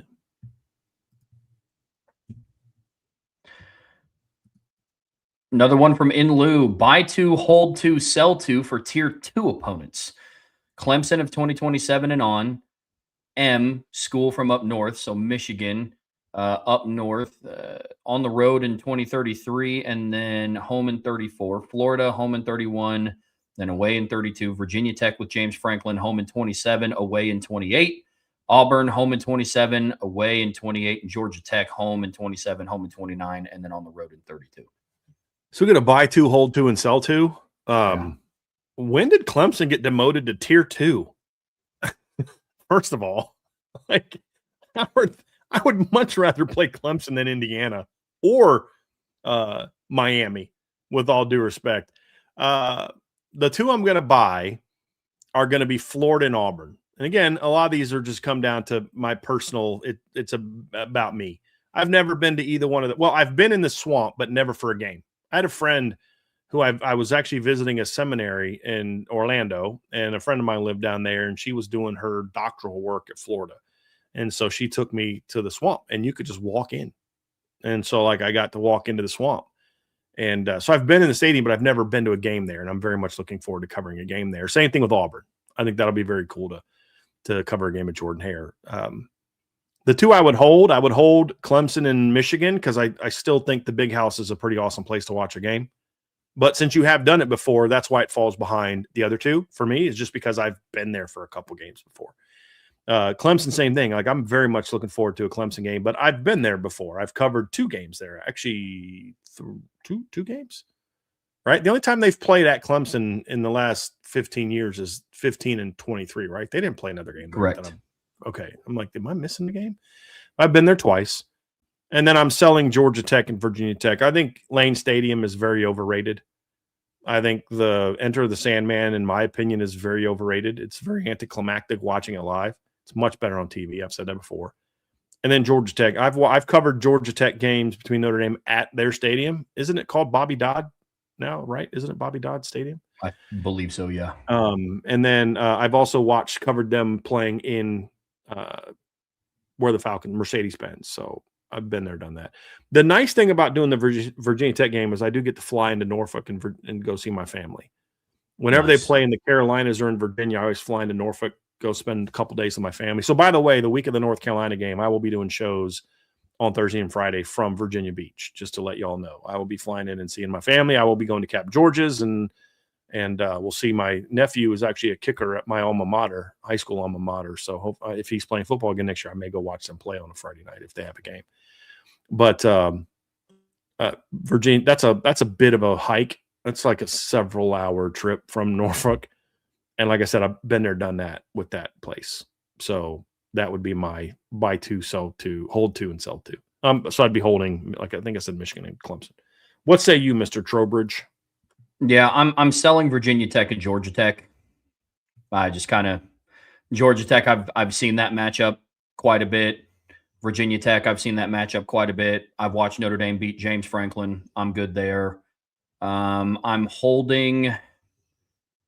I'm gonna hold Clemson. I know that for sure. I'm excited for what it. Yeah, I've been to Clemson before. It's cool. It's a dope campus. That, and I've just seen Notre Dame and Clemson play before, so that won't be new. Can I ask a question, Trev? How was your experience with Clemson fans? Because my 2 times there, I thought Clemson fans were awesome. They were fantastic. Oh, they were so nice. And it probably helped that I was not there for a Notre Dame game. I was there for a Clemson-Louisville game. Right, I forgot that. That's right. But even so, like I told people, I was not – it's me. I still wore Notre Dame stuff. And so they were very nice, talked to me about that. Hey, where'd you grow up? Did you grow up around the school? That's awesome. Hey, while you're in town, go check out these restaurants. They were very nice. Any trash talking that was done in fun. It was laughing, joking, having a good, you know what I mean? It wasn't like you get it. Yeah, okay. So I had the same experience. Georgia fans were like that too. Georgia fans online are very different than Georgia fans I've met in person. Sure. Oh, yeah. Very different. Very pleasant interactions with Clemson fans, that's for sure. So they're a hold just because I've seen them play. And then I'm going to and this is just for me personally, I'm going to buy the Michigan rivalry. Obviously, I've seen them play before, but that's one that I would love to see come back, especially now that USC is off the schedule and you kind of don't have that rivalry game anymore that, the fan bases just kind of don't like each other.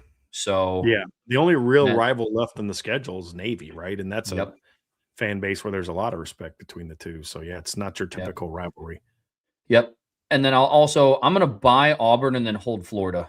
And you could say the same for Auburn, which is fair. Kind of depends on how good they're going to be. But a game inside of Jordan-Hare, I think, would be sick. Yeah. That'd be I'm sweet. very much looking forward to that. I bet, man. That's going to be very much looking. That's at the top of my list of these 6. Like even more than the Swamp. It just I'm very much looking forward to that. Agreed. That's going to be fun. I hope that they don't get canceled. Auburn won't because they've scheduled it within the time frame of everybody trying to change their schedule. I am worried about Florida trying to get out of it. Sorry, I saw Garrett Medford put in the chat. He's just catching up. We went to a basketball game together, and I drove. This is back in high school, and I was driving my mom's minivan around. Oh gosh, I forgot about that. That's awesome. Your parents made you rock a minivan? Oh yeah, bro. Were they trying to get you beat up, or they just didn't? No. It was starting quarterback driving a minivan was a rough. I won't lie. That was a tough look. But I sold it in that I could drive around all of my friends. So. There you go. I roll deep, man. I got to be able to take my offensive linemen out to places. You got a big old TV? Something. Now you know why you got sacked so much. They were tired of being cramped up in the back of that freaking minivan, bro. Oh man, Garrett, that's awesome, bro. In the chat, NH is like minivans rule. Of course you think so. You're a mom. They're phenomenal for you. Oh, that's great. Yeah. Oh, that's great. Very well done. All righty. Well, buy, sell, hold again from In Lieu of Whiskey Holds My Beer. You are an athletic director looking to schedule future home and away games that Notre Dame doesn't currently have or that we don't personally have at our school. Who are you scheduling? Buy to, hold to, sell to. Georgia, LSU, Oklahoma, Oregon, Texas Tech, and Utah. This one is easy. I'm selling Texas Tech and Utah. Absolutely Correct. selling those. Yep. I am holding LSU and Oregon. I've said before, I don't really care about playing Oregon. I don't know that it brings you any kind of a recruiting advantage. I wouldn't be against it, but I don't care about it. I'd like to sell LSU because I think LSU coming to Notre Dame Stadium would be cool. I have heard some horror stories about things that are said and done from LSU fans to opposing teams when you play there. So I don't really care about putting Notre Dame players in that sort of environment. But it's still better than Texas Tech or Utah. Actually, you know what? Screw that. I'm going to hold Utah and I'm going to sell LSU and Texas Tech. I'm going to hold Utah and Oregon. And I'm absolutely buying Oklahoma and Georgia. I would love to see Notre Dame once a decade have a home and home with each of them. At least, I'd be okay with 2 of them. 2 times in a decade, you play each of those in a home and home. I think I think there's great because here's why I think the Oklahoma rivalry could be kind of cool, right? I mean, number one is, Notre Dame can hold. They're both blue bloods. Notre Dame can kind of hold the we integer long win streak, and then Oklahoma can say, "Yeah, but you stole our play like a champion sign." You know what I mean? Like, there's a nice little fun rivalry there. You know what I mean? And I think that'd be cool. And as I said, I think Georgia would be a great program to have a home and home with because as of right now, they're still one of the big dogs. And I just would like not have it be the season where they also have to play Alabama and Texas, and maybe get in a different season than that. But yeah, those would be my buys, like easy buys. Georgia and Oklahoma, like easy buys. Yeah. Ooh, that snuck up on me. Sorry, sneezed. It's okay.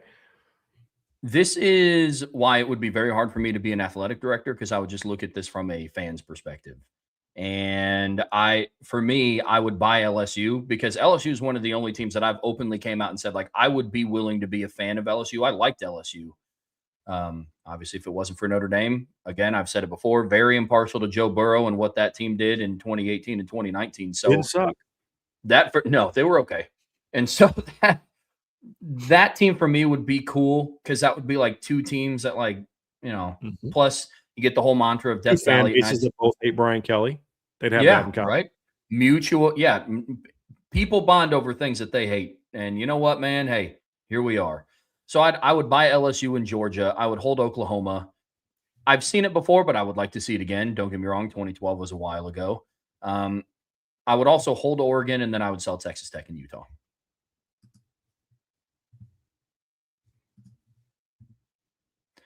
From Fighting Irish Golfer, buy, sell, hold. The departures on the defensive staff will not sting as harshly due to the personnel being brought in, having more veteran, higher level experience than the previous staff. This will allow for a different type of chemistry that won't take as long to adjust to and get on the same page as it did for, say, Mickens, Washington, and Ash. Well, yeah, I think I'll buy this, Trev. I think there's several reasons why I think that we won't see why the departures and the arrivals won't be a dramatic drop off, if there's any drop off at all. One is, as he mentioned, they won't take as long to adjust and get on the same page as it did for Mickens, Washington, and Ash, because they're the new guys coming in, needing to learn, as opposed to the other way around. It's like, hold on a second, man. Like, you're coming into our place. We were pretty good last year. I think that can kind of create a little bit more of an issue. I think that's part of it. I think the bigger part of it for me is, number one, 2 of the 3 new coaches have worked with Ash before. They kind of know what they're getting themselves into. Number 3, I think another big part of it is they're not playing Miami and Texas A&M in the first 2 games. I mean, they're kind of breaking in against Wisconsin, Rice, Michigan State, and Purdue. That gives them a little bit more of a grace period to have some early season adjustments than now. Like, say, whatever you think about Chris Ash, I think this is something that we can all admit to. Even if you despise Chris Ash, if you can't admit to this, then you just are not a serious person. If Notre Dame started 2025 with Chris Ash as the D coordinator, and he called exactly the same game and had the exact same game plans in game 1 and 2 last year as he did, or in 2025, but they were playing Wisconsin and Rice in the first 2 games, Notre Dame is 2-0. Correct.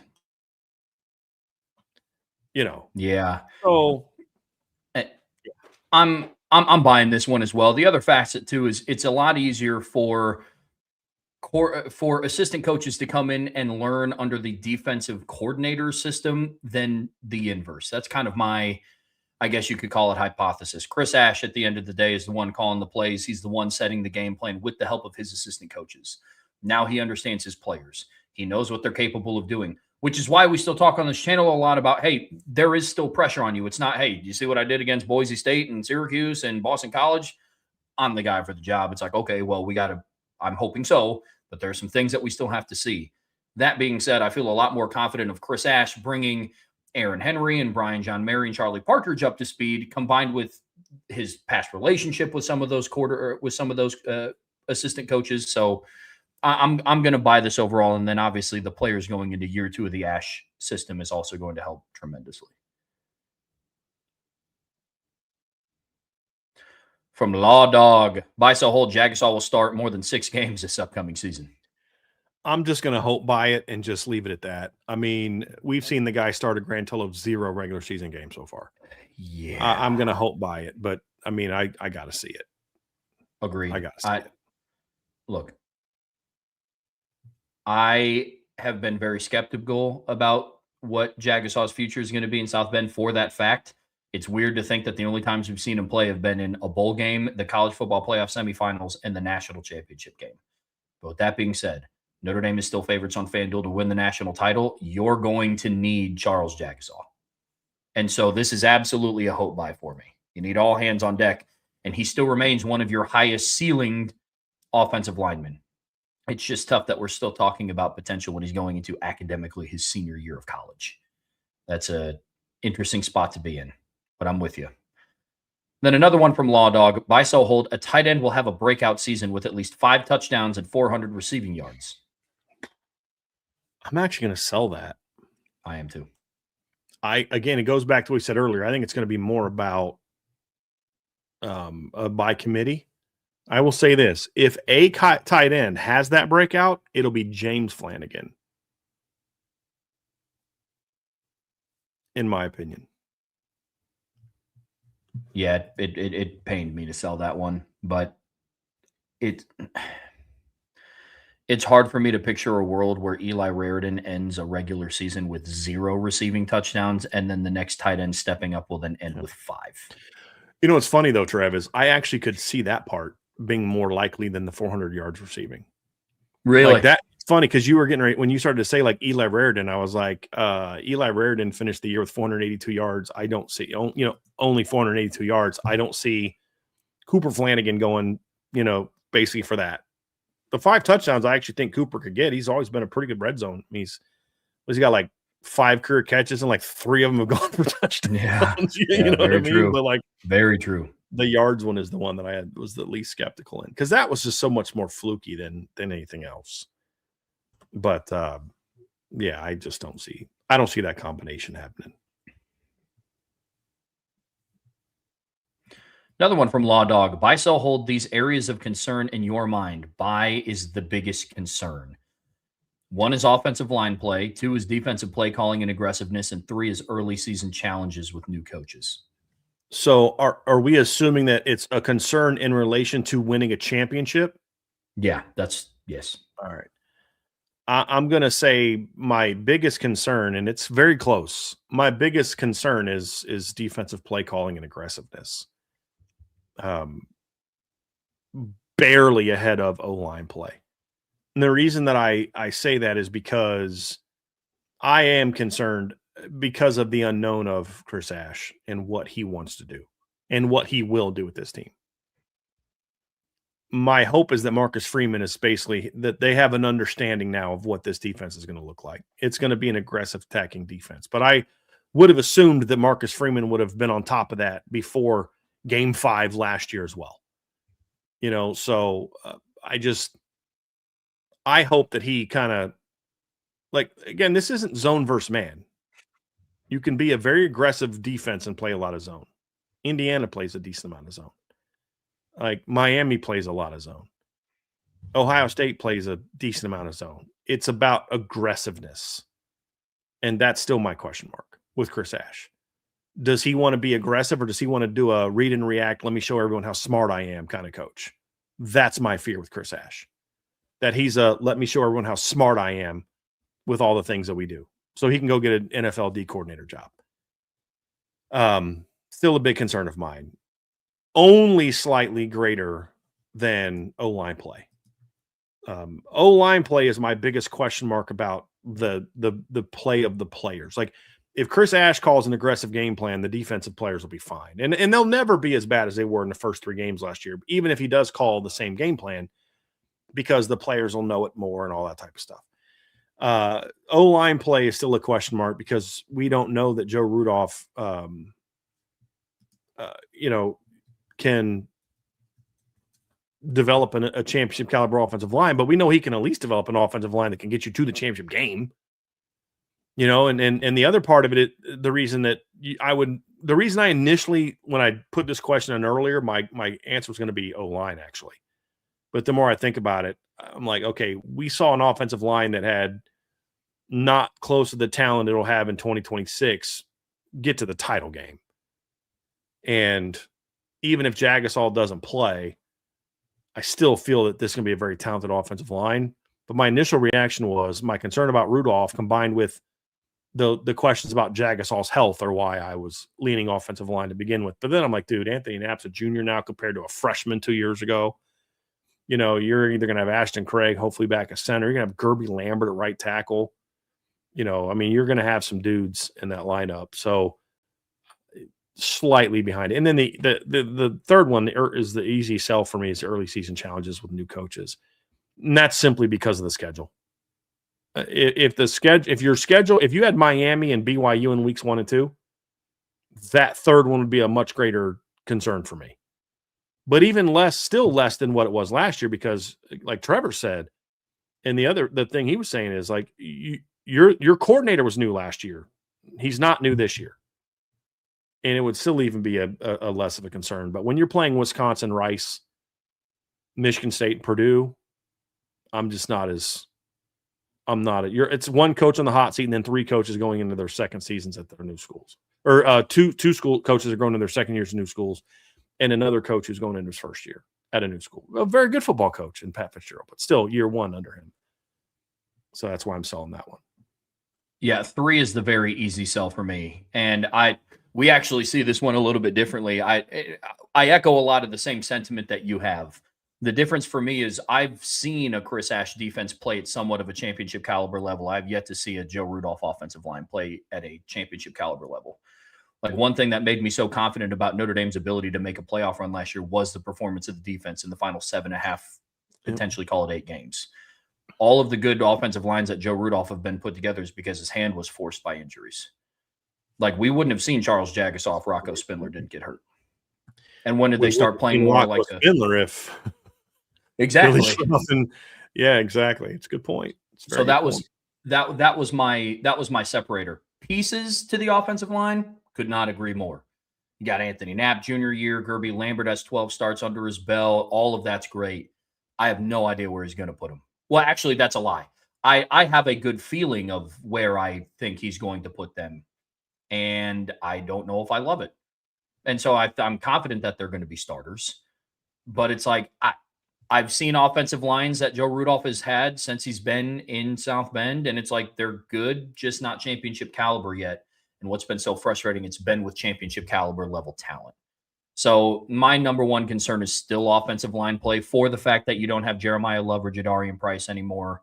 CJ's going to need time. All of those things combined has offensive line play at number 1 for me. But I'm with you. It is closer than what some may think, because I don't want to make it sound like I have no concerns about Chris Ash either. Just some of the ones on the offensive line kind of concern me a little bit more.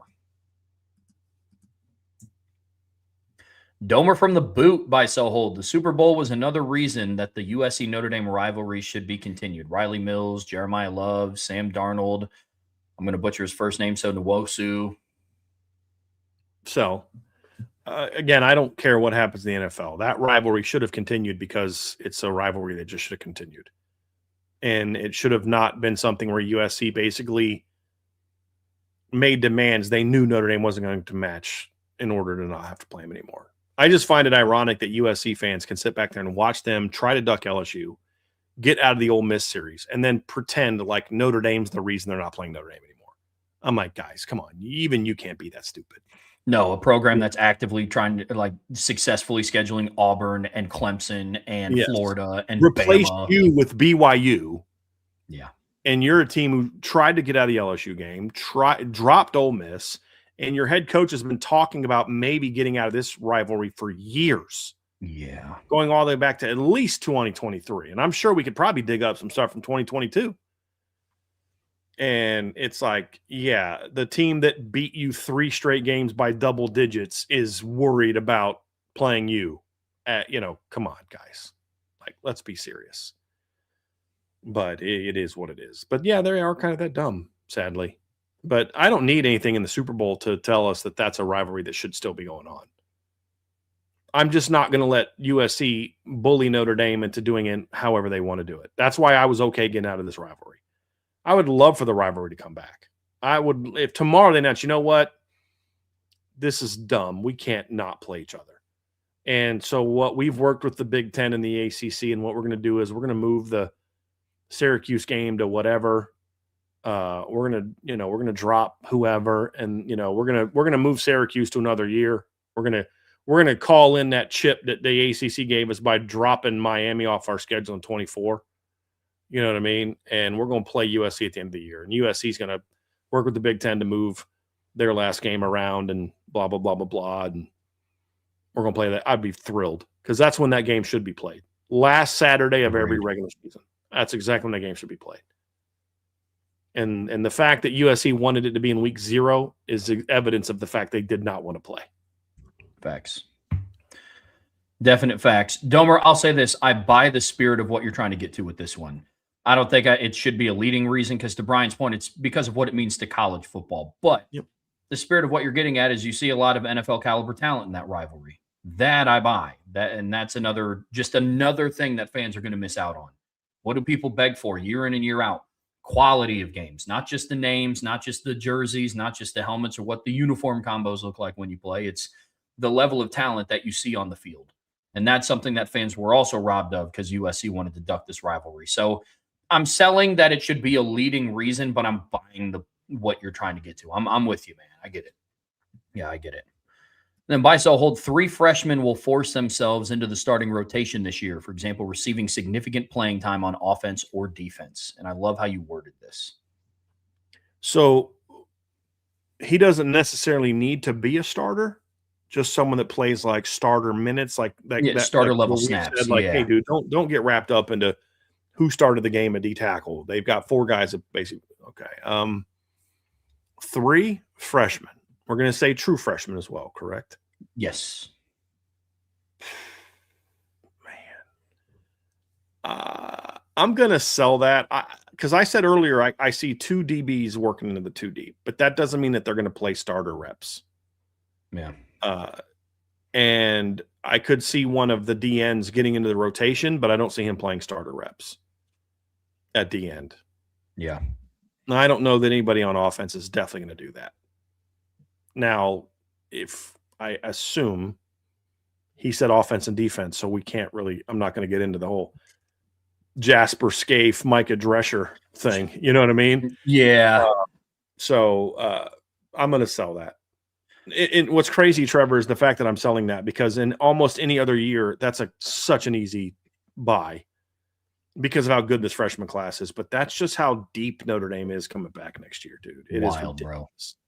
Bro. I mean – I'm selling it as well. Domer, I'll say this, though. I love how you worded this. You said force themselves into the starting rotation. That doesn't leave much room for interpretation of like will play because it's like, okay, are people getting hurt? Are people – so it's a caveat that we always have to kind of insert. It's like if somebody gets hurt, then yes, they will play starter level snaps. But just strictly earning the playing time, I'm selling. But in a world that's almost kind of a good thing, to your point, Brian, because it's like that's how good the roster is. If this class can't force their way onto the field – because of how well the classes above them are playing, that's exceptional. Another one from Domer, buy, sell, hold. Government will be in the direct involvement by the end of the year to attempt to fix college sports. I'm going to sell that. And the reason I'm going to sell that is because what do we have coming up here in November, Trevor? An election. We have midterm elections. And the one thing that politicians of both parties don't like to do is solve problems before an election because then they don't have anything to campaign on. If they actually came together to fix this, fix the economy, fix our immigration problems, fix the border, fix whatever issue you find to be an important issue, whether you're on the left, the right, or in the middle, there's no incentive to fixing it right now when there's elections coming up. Because then what are you campaigning? Well, we fixed all these things because if things get fixed, then the party that's quote unquote in power gets all the credit for it. So in this instance, I believe it's the Democrat Party that doesn't want to get things fixed because they're not in power. If it was in the past when it was a Democrat president in office or they controlled the Senate and the House, and then it'd be the Republicans that don't want to get anything done because they want to be able to campaign on stuff. This is not me coming in and saying, well, it's the freaking left. They all do that crap when they're not in power in an attempt to gain power. So what's the incentive to fix something when you could spend the next 10 months campaigning on it instead of actually solving it? So sell. It's the sad truth. I am also with you. Yeah. I hope I'm wrong, but I doubt I am.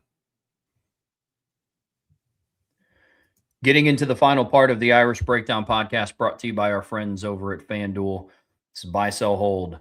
And we have S. Stewart 63 getting us kicked off here.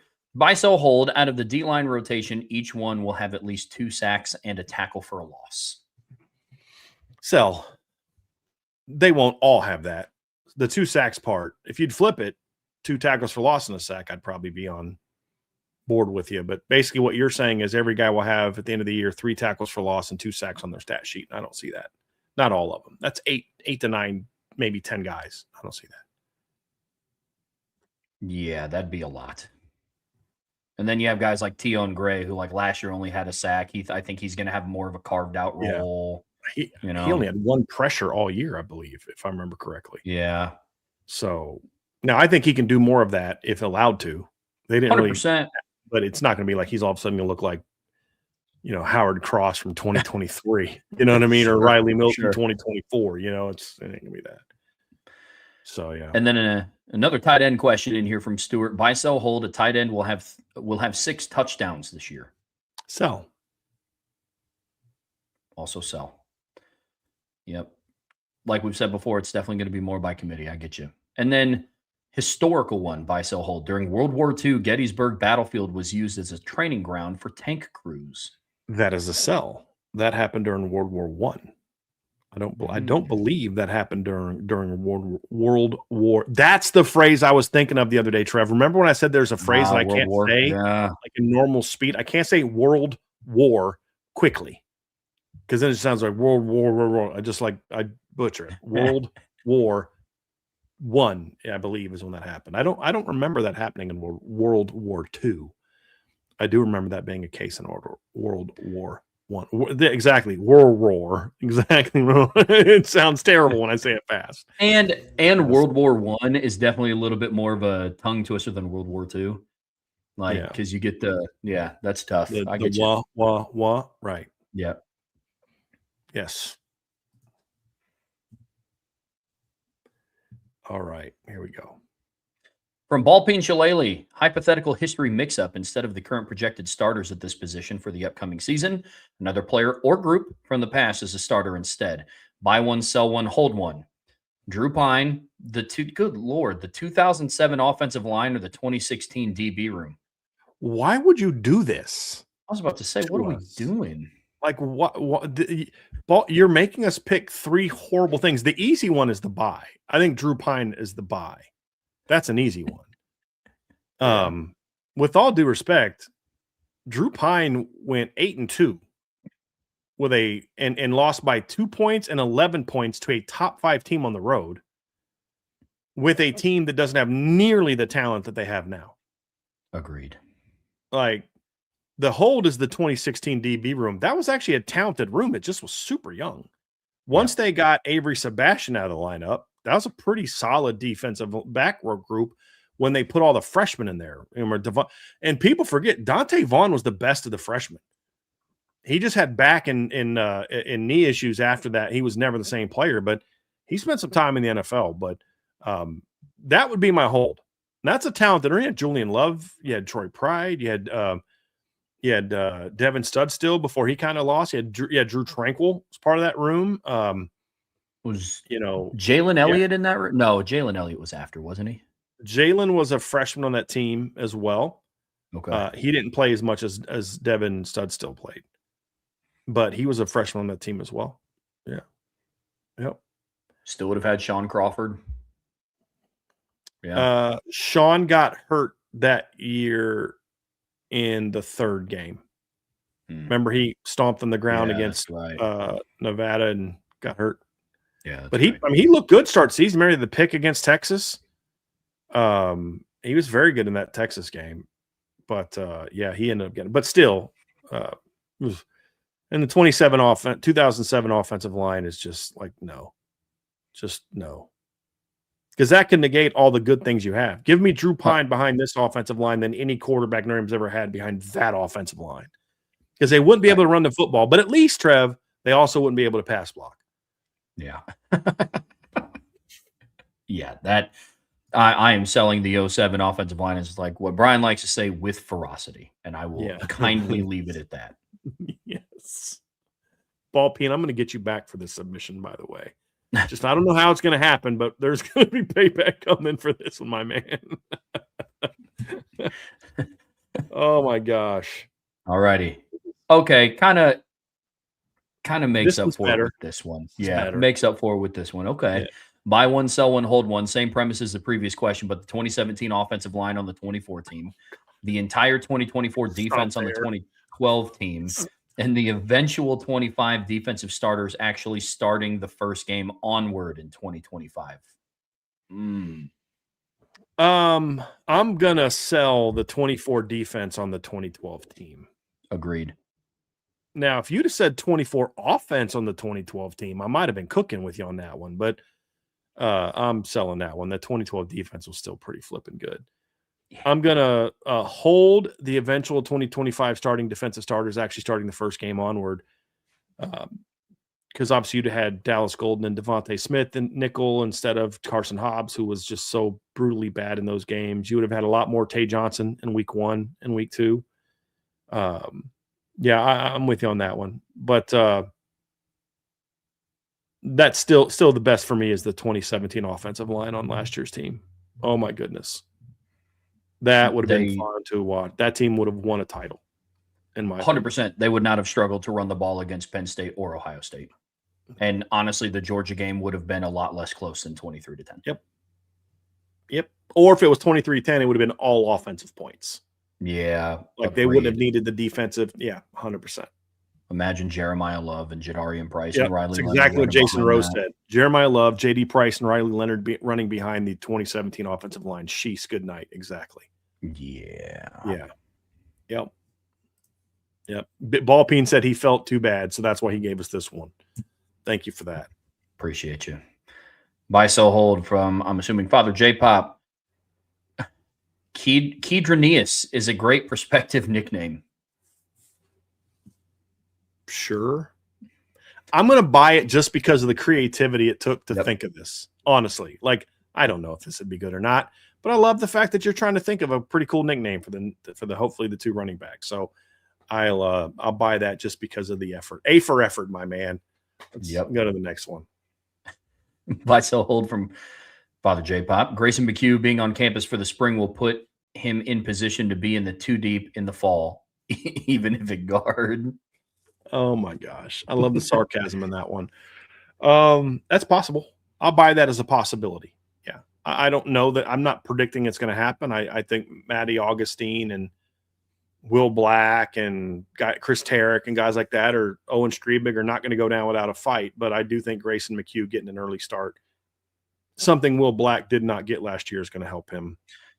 Yeah, I could see him being like on paper in the 2 deep at left tackle, but like if, say, Anthony Knapp goes down, I could just see them sliding over Gerby Lambert and then putting in one of Matty Augustine or Owen Strebig in at right tackle. I could see that, but on paper, I could see it. So buy it as a possibility. Then another one, buy, sell, hold. Someone who didn't majorly contribute to last year's offensive line play, Grayson McHugh, Styles Prescott, Matty Augustine, will contribute this year, even without injury playing the main factor. For instance, someone could get hurt, but someone like the above will play better than the player they replace. Oh, well, I mean, look, I'll buy this, but it's not from the players that you listed. Will Black didn't contribute to the offensive line majorly last year, and I think he's going to start. But if we're going with those 3 players, I'm probably going to sell. Even without injury. Yeah. I think he meant to say even with injury playing the main factor. For instance, someone could get hurt, but someone like the above will play better than the player they replace. Here's what I'm going to buy that if I'm allowed to go outside of your 3. Because I think he said here's why I'm doing that, Trev. The way I read the question, I take it as kind of like he's giving examples. Because he says someone and then puts 3 examples as opposed to like one of these 3. I don't think Styles Prescott would, even if Styles had to step in and start, where I don't take him is because he wouldn't play better than the guys that are there now. I could see McHugh or Augustine potentially being that. I do think Will Black could be that. And I could also see a scenario where, let's say that early in the season, let's say Ashton Craig's not good to go in the opener, first couple games, and Joe Otting gets hurt in fall camp, and Cam Herron's got to step in to take the starting lineup. I could see Cam Herron playing very well. I could see something like that. I could see a Christopher Tarrick getting that. I could see that. I could see that. Yeah, someone. As long as I can expand it beyond your three, I'll buy that. That could happen. I'm not going to predict it'll happen because then that requires an injury. But I think with Trev's point alone, even if given a legitimate opportunity to earn a starting job, if he can stay healthy, I think Will Black just kind of does that without there being an injury. Agreed. Buy, sell, hold. If USC adds North Dakota State to their 2026 schedule after their move to the Mountain West, seems to fit with USC scheduling quirks, they could lose that game. Okay, I'm going to sell that. And listen, I am no USC defender, but I mean, we watched North Dakota State in 2024 play Colorado and get beat relatively soundly. And so, what was it, 31-26? I think this wasn't soundly. They came back later in that game. They weren't playing without their stud safety. I get all that, but I don't. Could they lose the game? Let me rephrase. Could they lose the game? Sure, I guess. But like I said, the team that won a national title in 2024 lost to Colorado. Colorado's a nice team, but they weren't. I don't think they'll be as good as what USC is going to be this year. So I'm gonna sell that. Agreed. I'm gonna sell that. I'm with you. Yeah, I will say this though. I would flip and love it. I would absolutely love it if that happened. Yes. Yeah. I would be all about it. Gladly take it. But I just don't see it. Yep, don't see it. From Teach Like a Champion, buy, sell, hold, knowing what you know about the new coaching additions and knowing what the previous coaches, Washington, Mickens, and Bulla, did and were capable of doing, you consider the coaching changes to be a net even. I'll say this, Teach. I'll buy it from the standpoint of I could see it being a net even change. And I don't really even care to spend too much time talking about, okay, where do they upgrade? Where do they downgrade? And with it all being said, it's a wash. I think between I think the three coaches combined with working with hopefully a better version of Chris Ash, meaning Chris Ash who now knows his roster a lot better and knows what Marcus Freeman's demands are a lot better, things like that, could end up fielding a better defense than what we saw last year. I could see that. Yes. Could I see certain coaches being upgrades? Yeah, I just don't really care to get into the debate of who will and won't be an upgrade. But I could see at least two of them being upgrades. And then if the third's not an upgrade, you just don't want it to be a very big downgrade. That's going to be the big key. So I buy that this is a possibility of being true. I think, look, I wrote an article about this today, Trev, at Irish Breakdown, and I think that Marcus Freeman did as good as you could have done replacing the three lost coaches. And it doesn't really matter, was it an upgrade, a downgrade, a wash, or whatever. What matters is this unit together capable of building a championship caliber defense? That's all that matters. Whether you view it as an upgrade, downgrade, wash, whatever, it's okay, but can they build a championship defense? And that'll be the standard. And I don't know that Freeman could have done a whole lot better than what he did. And you could say, well, he didn't get his top DB coach. We could have a conversation about that. But even if I grant that premise, his top pick at the position, that's quite a quote-unquote runner-up choice. And I would argue, actually, that Aaron Henry's the better pick because Aaron Henry has less of a eye on the NFL. I mean, Jay Valai, a week after turning Notre Dame, or basically them agreeing to go separate ways because they weren't willing to meet his demands, took an NFL job. And I was told that's something he was very interested in before he, so I think the odds of you getting more than a year from Aaron Henry are greater than getting more than a year from Jay Valai. So I think it's going to end up working out to be the better hire. So I'll buy it as a possibility. We made it 3 hours, 13 minutes, and 45 seconds before my first hold of the day. And it's just because I can't give an answer one way or the other. Could they? Sure. Not willing to write off this new coaching staff, but I'm also not to the point yet where I'm going to be like, yeah, it's a net even though you're losing Mike Mickens, the best in the business. Yep. So truthfully, it's a hold. But to Brian's point, if they can win a championship but are a smidgen less of, a good coaching staff than what Wash, Mickens, and Bulla were, that's okay with me because they brought in a ship. That's how I am. Another one from Teach Like a Champion. The preseason hype for the team overall, favorite or one of the favorites to win the national championship. Currently the favorites by our friend over on FanDuel. And for CJ Carr, Heisman front runner, which is also still the case over on FanDuel, will only add fuel to the fire, which we all hope is there or still there from how the season ended last year and will make the 26-27 team more formidable. I'm going to sell that.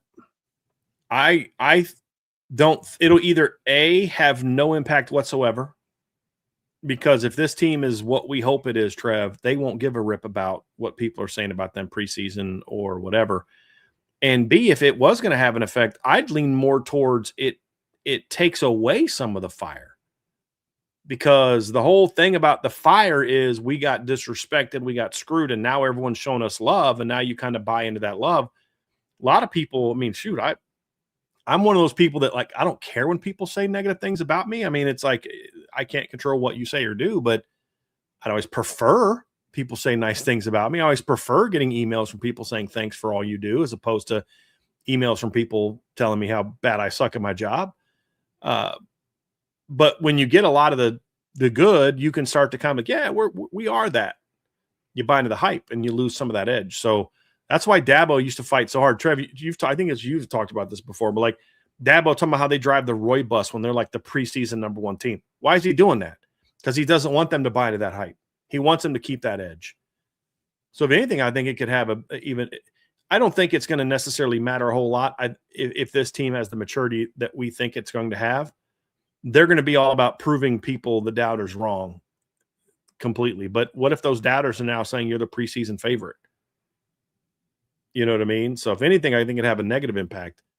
But at the end of the day, I'm going to sell it because I don't think it'll have any kind of impact. So if they need that to somehow fuel them to go be more successful, it's like almost like you're buying into mixed messages. Are you feeling disrespected, or are you feeling the love?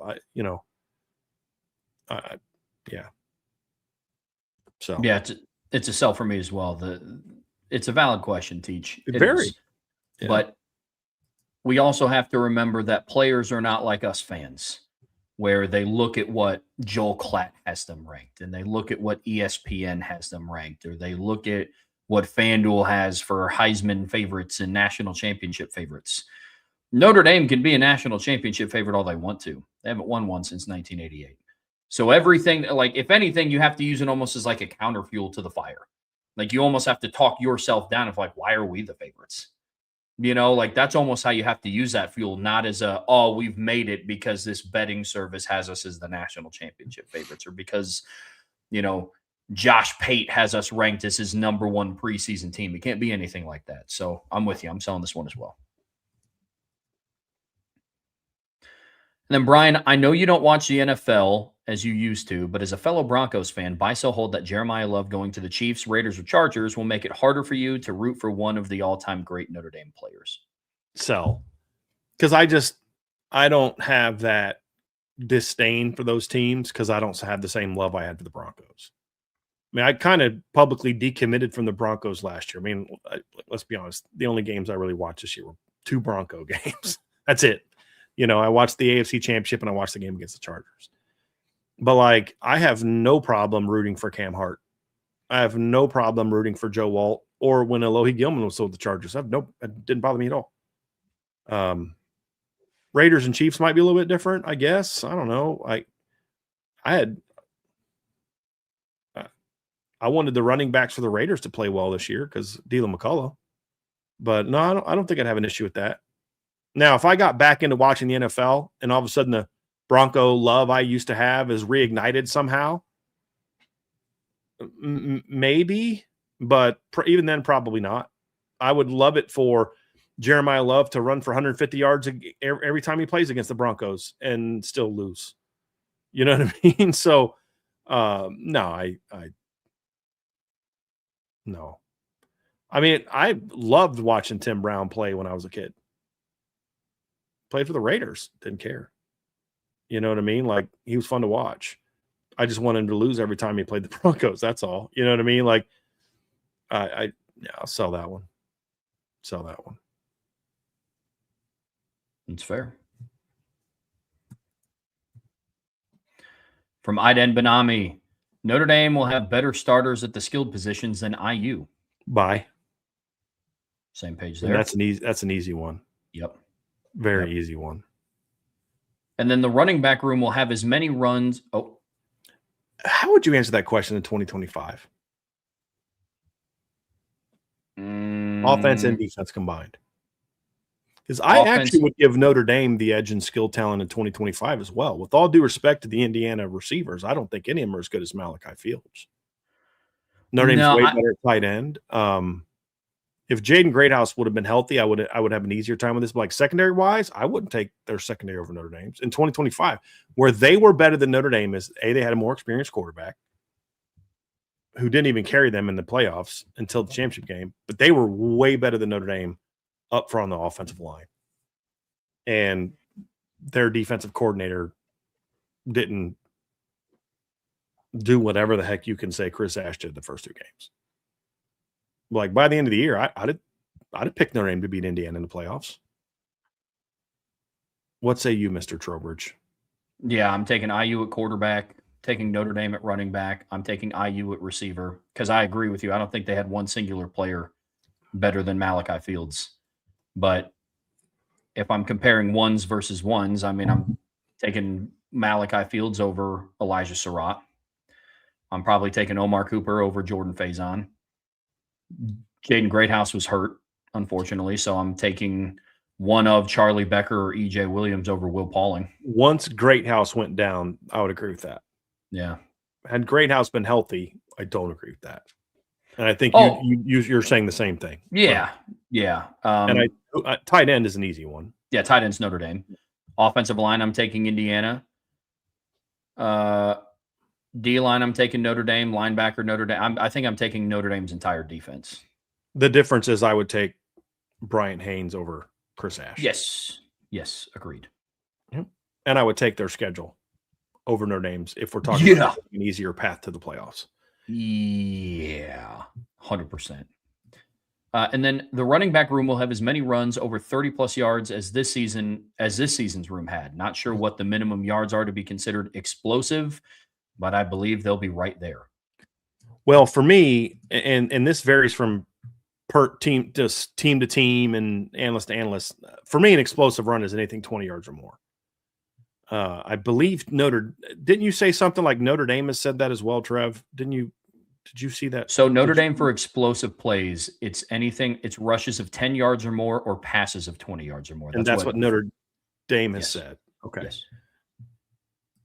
Well, last year, 10 runs of 10 yards or more, Notre Dame ranked 60 in the country at 80, and they played 12 games, and 1, 2, 3, 4, 5, 6 teams ahead of them played 14 or more games. And then everybody except for Arkansas played at least one more game. They would have probably been at least 10th. But I don't count a 10-yard run as an explosive. I count a 20 or longer run as an explosive. And in there, Notre Dame last year was 17th to 26. That's a little over 2 a game. Whether or not they're better than that this year is going to come down to our question earlier about the offensive line. I could and then 30-yard runs or more, which was his question. Notre Dame was 4th with 16 yards or more.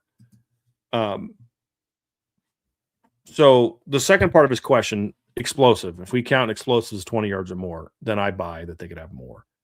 To the first part of his question, they'll have more 30-plus yard runs. That I sell.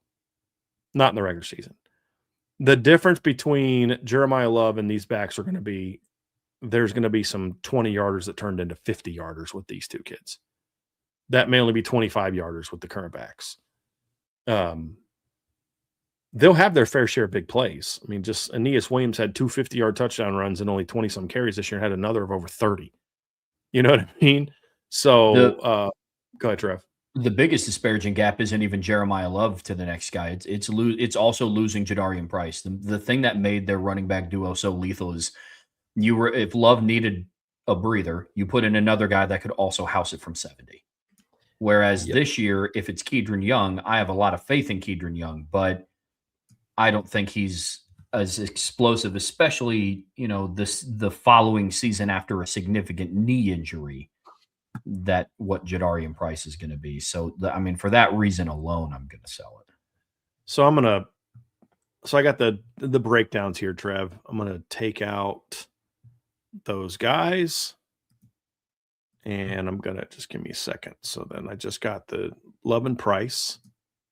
So we're going to go here, and then we're going to go here. So Jeremiah Love this year had 11 runs of 20 yards or more this season. He had 23 runs of 15 yards or more, and he had 40 runs of 10 yards or more. What did he have on the season? Was it like 190 something? Let me see here. What was the total carries? Give me a second. So 199. I think I had him down, and my breakdown is at like 195 because a couple of them were like they had penalties in them and they still count, but it's weird. And then Jadarian Price had 112. So if you go look at Jadarian Price, so let me go here. So let me just go descending and descending. Jadarian Price on only 112 carries had 8 gains of 20 yards or more. That is 7.1%. And then 25 of his 112 carries went for 10 yards or more. That's 22.3%. Like, they were pretty good. You know what I mean? Like, let me go see what Love's was. Love's gains of, what did I say? 7.1 and 22.3. Can you remember that, Trev?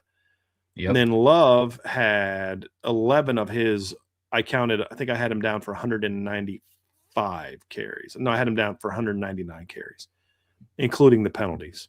Let's say, so that 11 divided by 199, that's 5.5%.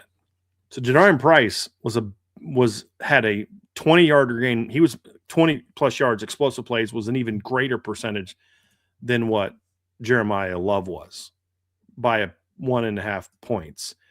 And then his gains of 10 yards or more was at 20.1. So Jadarian Price was actually more explosive on a percentage of his carries basis this year than Jeremiah Love was. So to your point, Trev, it's not even just about losing Jeremiah Love. Yep. It's the two of them together. That's going to make that hard. Now, could the efficiency of the running backs be better this year? Yeah, but that's an offensive line thing more so than a running back thing. Correct. From Iden Benami, buy, sell, hold, Dallas Golden will take the biggest jump on the defensive side of the ball. I mean, I buy that it's possible, but this goes back to our earlier conversation, Trev, where he wasn't my pick for breakout because of part of your breaking out and jumping is going to be what's in front of you. You know, I could see Tay Johnson making a big jump this year. I could see Dallas Gold making a big jump this year. I could see Madden Faremo making a big jump this year. I could see Chris Burgess making a big jump. I could see Cole Mullins making a big jump. I could see Armo Mukum making a big jump.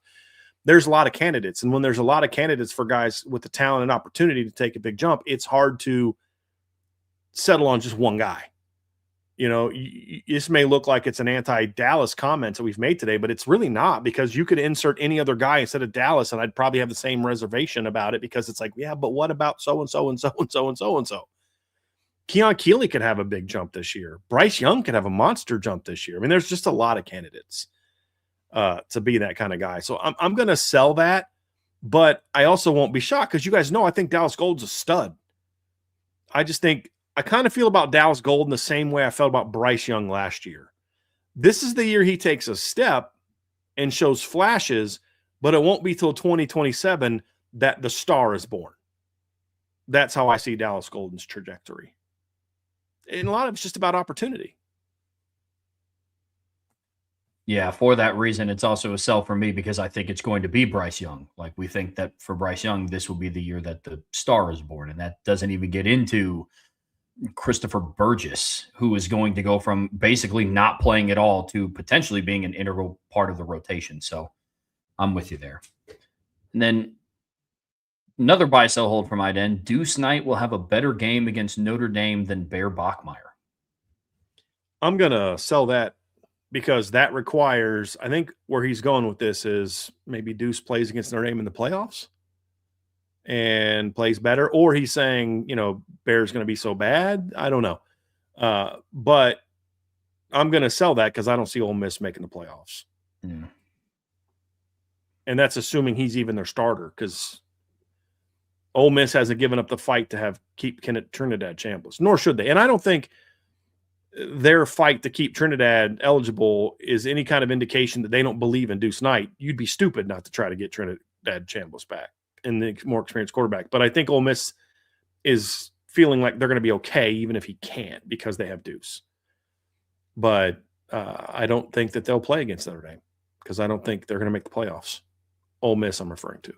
Yeah. So I don't think Bear's going to necessarily play great against Notre Dame either, but I don't think he's going to be bad. I think he's a good football player. He's going to be better this year than he was last year. Agreed. And then this is going to be the last one, Trev. Besides, we do have a super chat that we'll get to. After that, then we'll be all set and all done. Right on. From my great submissions, by the way, everybody. Really, really great submissions today. I've had a lot of fun talking about all of your submissions today. Yeah, this was a good one. Yeah, it was a good one. And then buy, sell, hold. Shane Beamer and Josh Heupel are the only two coaches who will be fired next season from the SEC. I'm going to sell that. I don't think Josh Heupel is going to get fired this year. I kind of like Tennessee, to be honest with you. And, the whole Joey Aguilar thing is very interesting because I think he's got a better case to be eligible this year than Trinidad Chambliss does. Because his argument's about JUCO, which technically isn't part of the NCAA. So how can the NCAA set eligibility rules for an institute? That's what the court ruled in the case of Diego Pavia. I'm not saying I agree. I'm stating that's what allowed Diego Pavia to have an eligibility in 2025 was that rule. And that's kind of the thing that he was still kind of fighting for. I think he's kind of given up on that. I mean, he played in the Senior Bowl and all that kind of stuff. But even if George McIntyre is their coach or their quarterback, I kind of like Tennessee this year a little bit, Trev. I think they, as a team, are going to be better than they were last year. I obviously could be wrong, but I don't know. There's just something about this Tennessee team that I like. I think they got rid of some guys that might benefit them. I think their schedule sets up pretty nicely. They get Furman and Kennesaw State at home in their non-conference. They also play Georgia Tech on the road, which will be a tough game. They get Texas at home, Auburn at home, Bama at home, Kentucky at home, LSU at home. So those are all very good football teams. So they get them all at home. And then their road games are Arkansas, South Carolina, Texas A&M, and Vandy. Again, not easy games, but I think the Vandy game will be a lot more winnable this year than it was last year. The last couple times they played. Vandy's played them pretty tough. Vandy smoked them pretty good this year.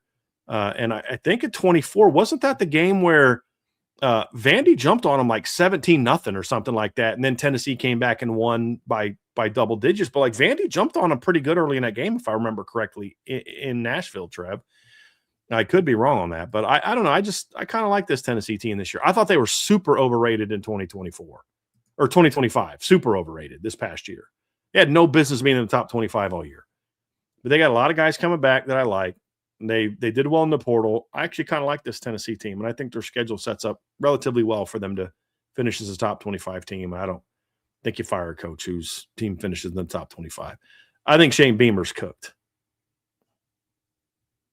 but I don't think Heupel will get fired. So I'm going to sell that. What say you, Mr. Trowbridge? I'm going to sell it too, because let's just grant the premise that it is these two. I don't think they're going to be the only two. Mm-hmm. I don't. Who would you say, if you were to rank the top 3 to 4 coaches in the SEC that you are most concerned about a bad year resulting in them being canned. Yeah, I think Shane Beamer's at the top of that list. Top 3 to 4. I honestly don't even know if I would put Josh Heupel on that list, honestly. He's Who probably, would be your third then? Who's your third? So if we grant it, because unless I misheard you, correct me if I'm wrong. You said even if you grant the premise of these two, you think there'll be another. correct. Who would you be concerned about? Kalen This isn't DeBoer. a trick question. I generally want to know who you're talking about. Kalen DeBoer. Interesting. Like not enough people are. I don't want to say not enough. Like he should be. Like I don't have a dog in that fight, but yes, the task of replacing Nick Saban is impossible, right? Mm-hmm. But when you are an institution like what Alabama is, I mean, look, man, you can't lose in the SEC championship by 21. You can't get bounced in the playoffs by Indiana by 1,000,000 points, it felt like. You can't lose to a 5-7 team on the road by 2 touchdowns in a game where you never led, but just hang your hat on, well, we made the playoffs. Like, it just doesn't work like that. Coming from a fan of a team who under a previous regime would make it to the postseason and then get bounced by double digits, it's not enough to just say, but we made it.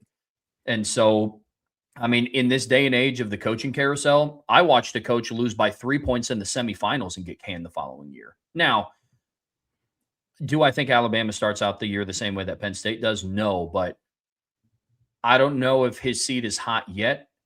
But if come middle of October, Alabama's not well within the playoff discussion, I think there's going to start to be some conversation amongst boosters or anything like that. Here's what I don't disagree with you at all, Trev. Here's the interesting thing for that is if you're someone who wants him out, you're not happy about the schedule this year. Oh, sure. You know what I mean? Like, so here, they play East Carolina at home, Florida State at home, South Carolina at home, Georgia at home, A&M at home, Chattanooga at home, and Auburn at home. Their road games are Kentucky, Mississippi State, Tennessee, LSU, which will be tough, Vandy. So it's like, man, I had Alabama as a playoff team, and I don't think they're going to be any better than they were last year. It's more about their schedule. Sure. You know, you're almost like, man, I wish we could have got like Georgia 2024 schedule. Then he would lose 5 games and then we'd have a reason to boot him. You know what I mean? It's almost like they may win enough this year for him to keep his job, even though the coaching job he did isn't actually that great. They're still just better than everybody, like talented wise. They're still better than teams they play. Because here's the other reality. They're not going to be as experienced a quarterback in 2026, but they're going to have way better talent at quarterback in 2026 than who they had last year. You know what I mean? Like, that's where I'm kind of like, man, this is going to be interesting. And then I'm very intrigued by what is the Adrian Clem hire.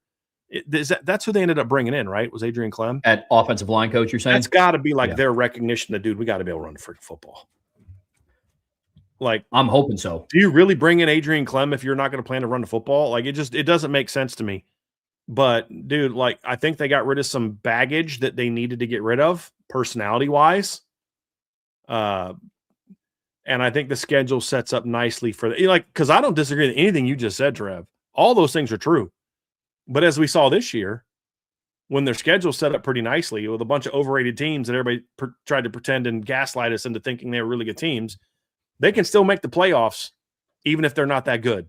Oh, absolutely. They're still pretty talented. And that's what I'm saying. Like, if you're a Bama booster or fan who wants him gone, you're almost kind of like looking at this year's schedule and like, seriously? Sure. You know what I mean? Like, you get what I'm saying? Like, absolutely. My biggest fear with Alabama is I remember myself saying the same thing last year of, hey, they got this new offensive hire. They're bringing back Ryan Grubb. And, they got rid of some of those guys that might not have been bought into the DeBoer system, little addition by subtraction. And then here we are this offseason. Like, hey, they're bringing in a new offensive coach, and they got rid of some of the guys that might have been a little bit issues. That's exactly my point. They still made the freaking playoffs last year. Oh, yeah. No, which absolutely. Is ridiculous. I think this is where Bama fans trip me out. You guys, some of y'all act like you want the board gone, but then you're going to sit there and go to the mattresses on defending your team and their playoff team. Yeah. You might have been better off with them not making the playoffs. If they'd have got bounced in the playoffs because they got blown out in the SEC title game, that may have been all you needed to. Sure. You know what I mean? Yeah. Get him out of there. So absolutely. You played yourself. So I hope he's just bad enough for them to be miserable all year, but still good enough to make the playoffs. And then hopefully this year in the playoffs, they get a shot to play in South Bend. I'm praying that they've passed a rule saying, hey, we're going to, like, if I'm Pete Bavacqua, I would literally do this. Hey, listen, we just feel it's only right, since we can't play in a conference championship game, that even if we're a top 4 seed, we can't get a bye. And then maybe that'll make people feel better about Notre Dame's MOU. I would honestly offer that to the committee if I'm Pete Bavacqua, and just say, it's not right. Just saying. And then that way you could get Bama as the 12 seed or something like that. You know what I mean? And then we can have a little bit of fun watching them jokers come up to South Bend in December. I'm just saying. I don't know how that would happen, but it would make me feel great about it. That would be great. There's an undefeated G5 team, that gets in at 11 ahead of Bama. You know what I mean? Like a Boise from last year, from 24. That'd make me very happy. Agreed. Very happy. Or they just get lucky and win their first round playoff game like they did this year. And then Notre Dame gets that, put the boots to them next year. A lot of DeBoer's fate will be decided by what their playoff exit looks like. Because I'm with you. I think they make it. But if they lose by 30 again. Yep. Yeah. Yep. Very much. All right, Trevor, we'll end with this. We do have a super chat here from our guy Clayton. And we'll go here. Appreciate the super chat, Clayton. If you had to replace Marcus Freeman with a current coach on staff, who would it be and why? Mike Denbrock. Yeah. That's a pretty easy one for me. I think he is someone who I think the players respect. I think he's someone who I think coaches respect. I think he's someone who is a pretty good recruiter, if you know what I mean. If you had to do that, he's a pretty good recruiter. And I think he's been around the block enough and been with enough good football coaches to know what to do and in some cases what not to do. So, let's just say for some reason Freeman left tomorrow for an NFL job. Not going to happen. Just saying, let's say it did. That would be an easy promotion for me. And then he can either still call the plays or he could promote Gino Guidugli to call them plays and still have a role in what they do offensively. Go hire another position coach or something, you know what I mean, to replace Gino or something like that. Go hire a QB coach and let Gino just be the OC or something. Or he could still I'd say, hey, dude, you still be the OC. You know what I mean? But that's what I would do. That's an easy one for me. Yeah. Especially with, other potential candidates not being here. I mean, and even if Mickens was still here, I would still go with Denbrock. He's a much better communicator. I mean, he's a very good communicator in front of the room. So I think that one would be an easy one for me. I mean, the only other option is what? Chris Ash? Pass. Yeah. Yeah. That's where I'm at. That's a no-brainer for me. Yep. Same page over here. I'm going with Mike Denbrock as well. Love it. Love it. Well, good stuff. Great submissions today, everybody. You guys brought it big time. Big time. So we appreciate y'all very, very much. Absolutely. Very much. Absolutely. Really fun show today, guys. Well, folks, that's going to do it for us here today on the Irish Breakdown podcast.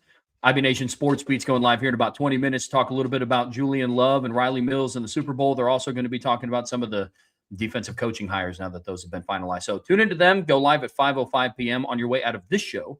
Be sure to hit that like, hit that subscribe, hit that notification bell. Be sure to share this podcast with your friends and family.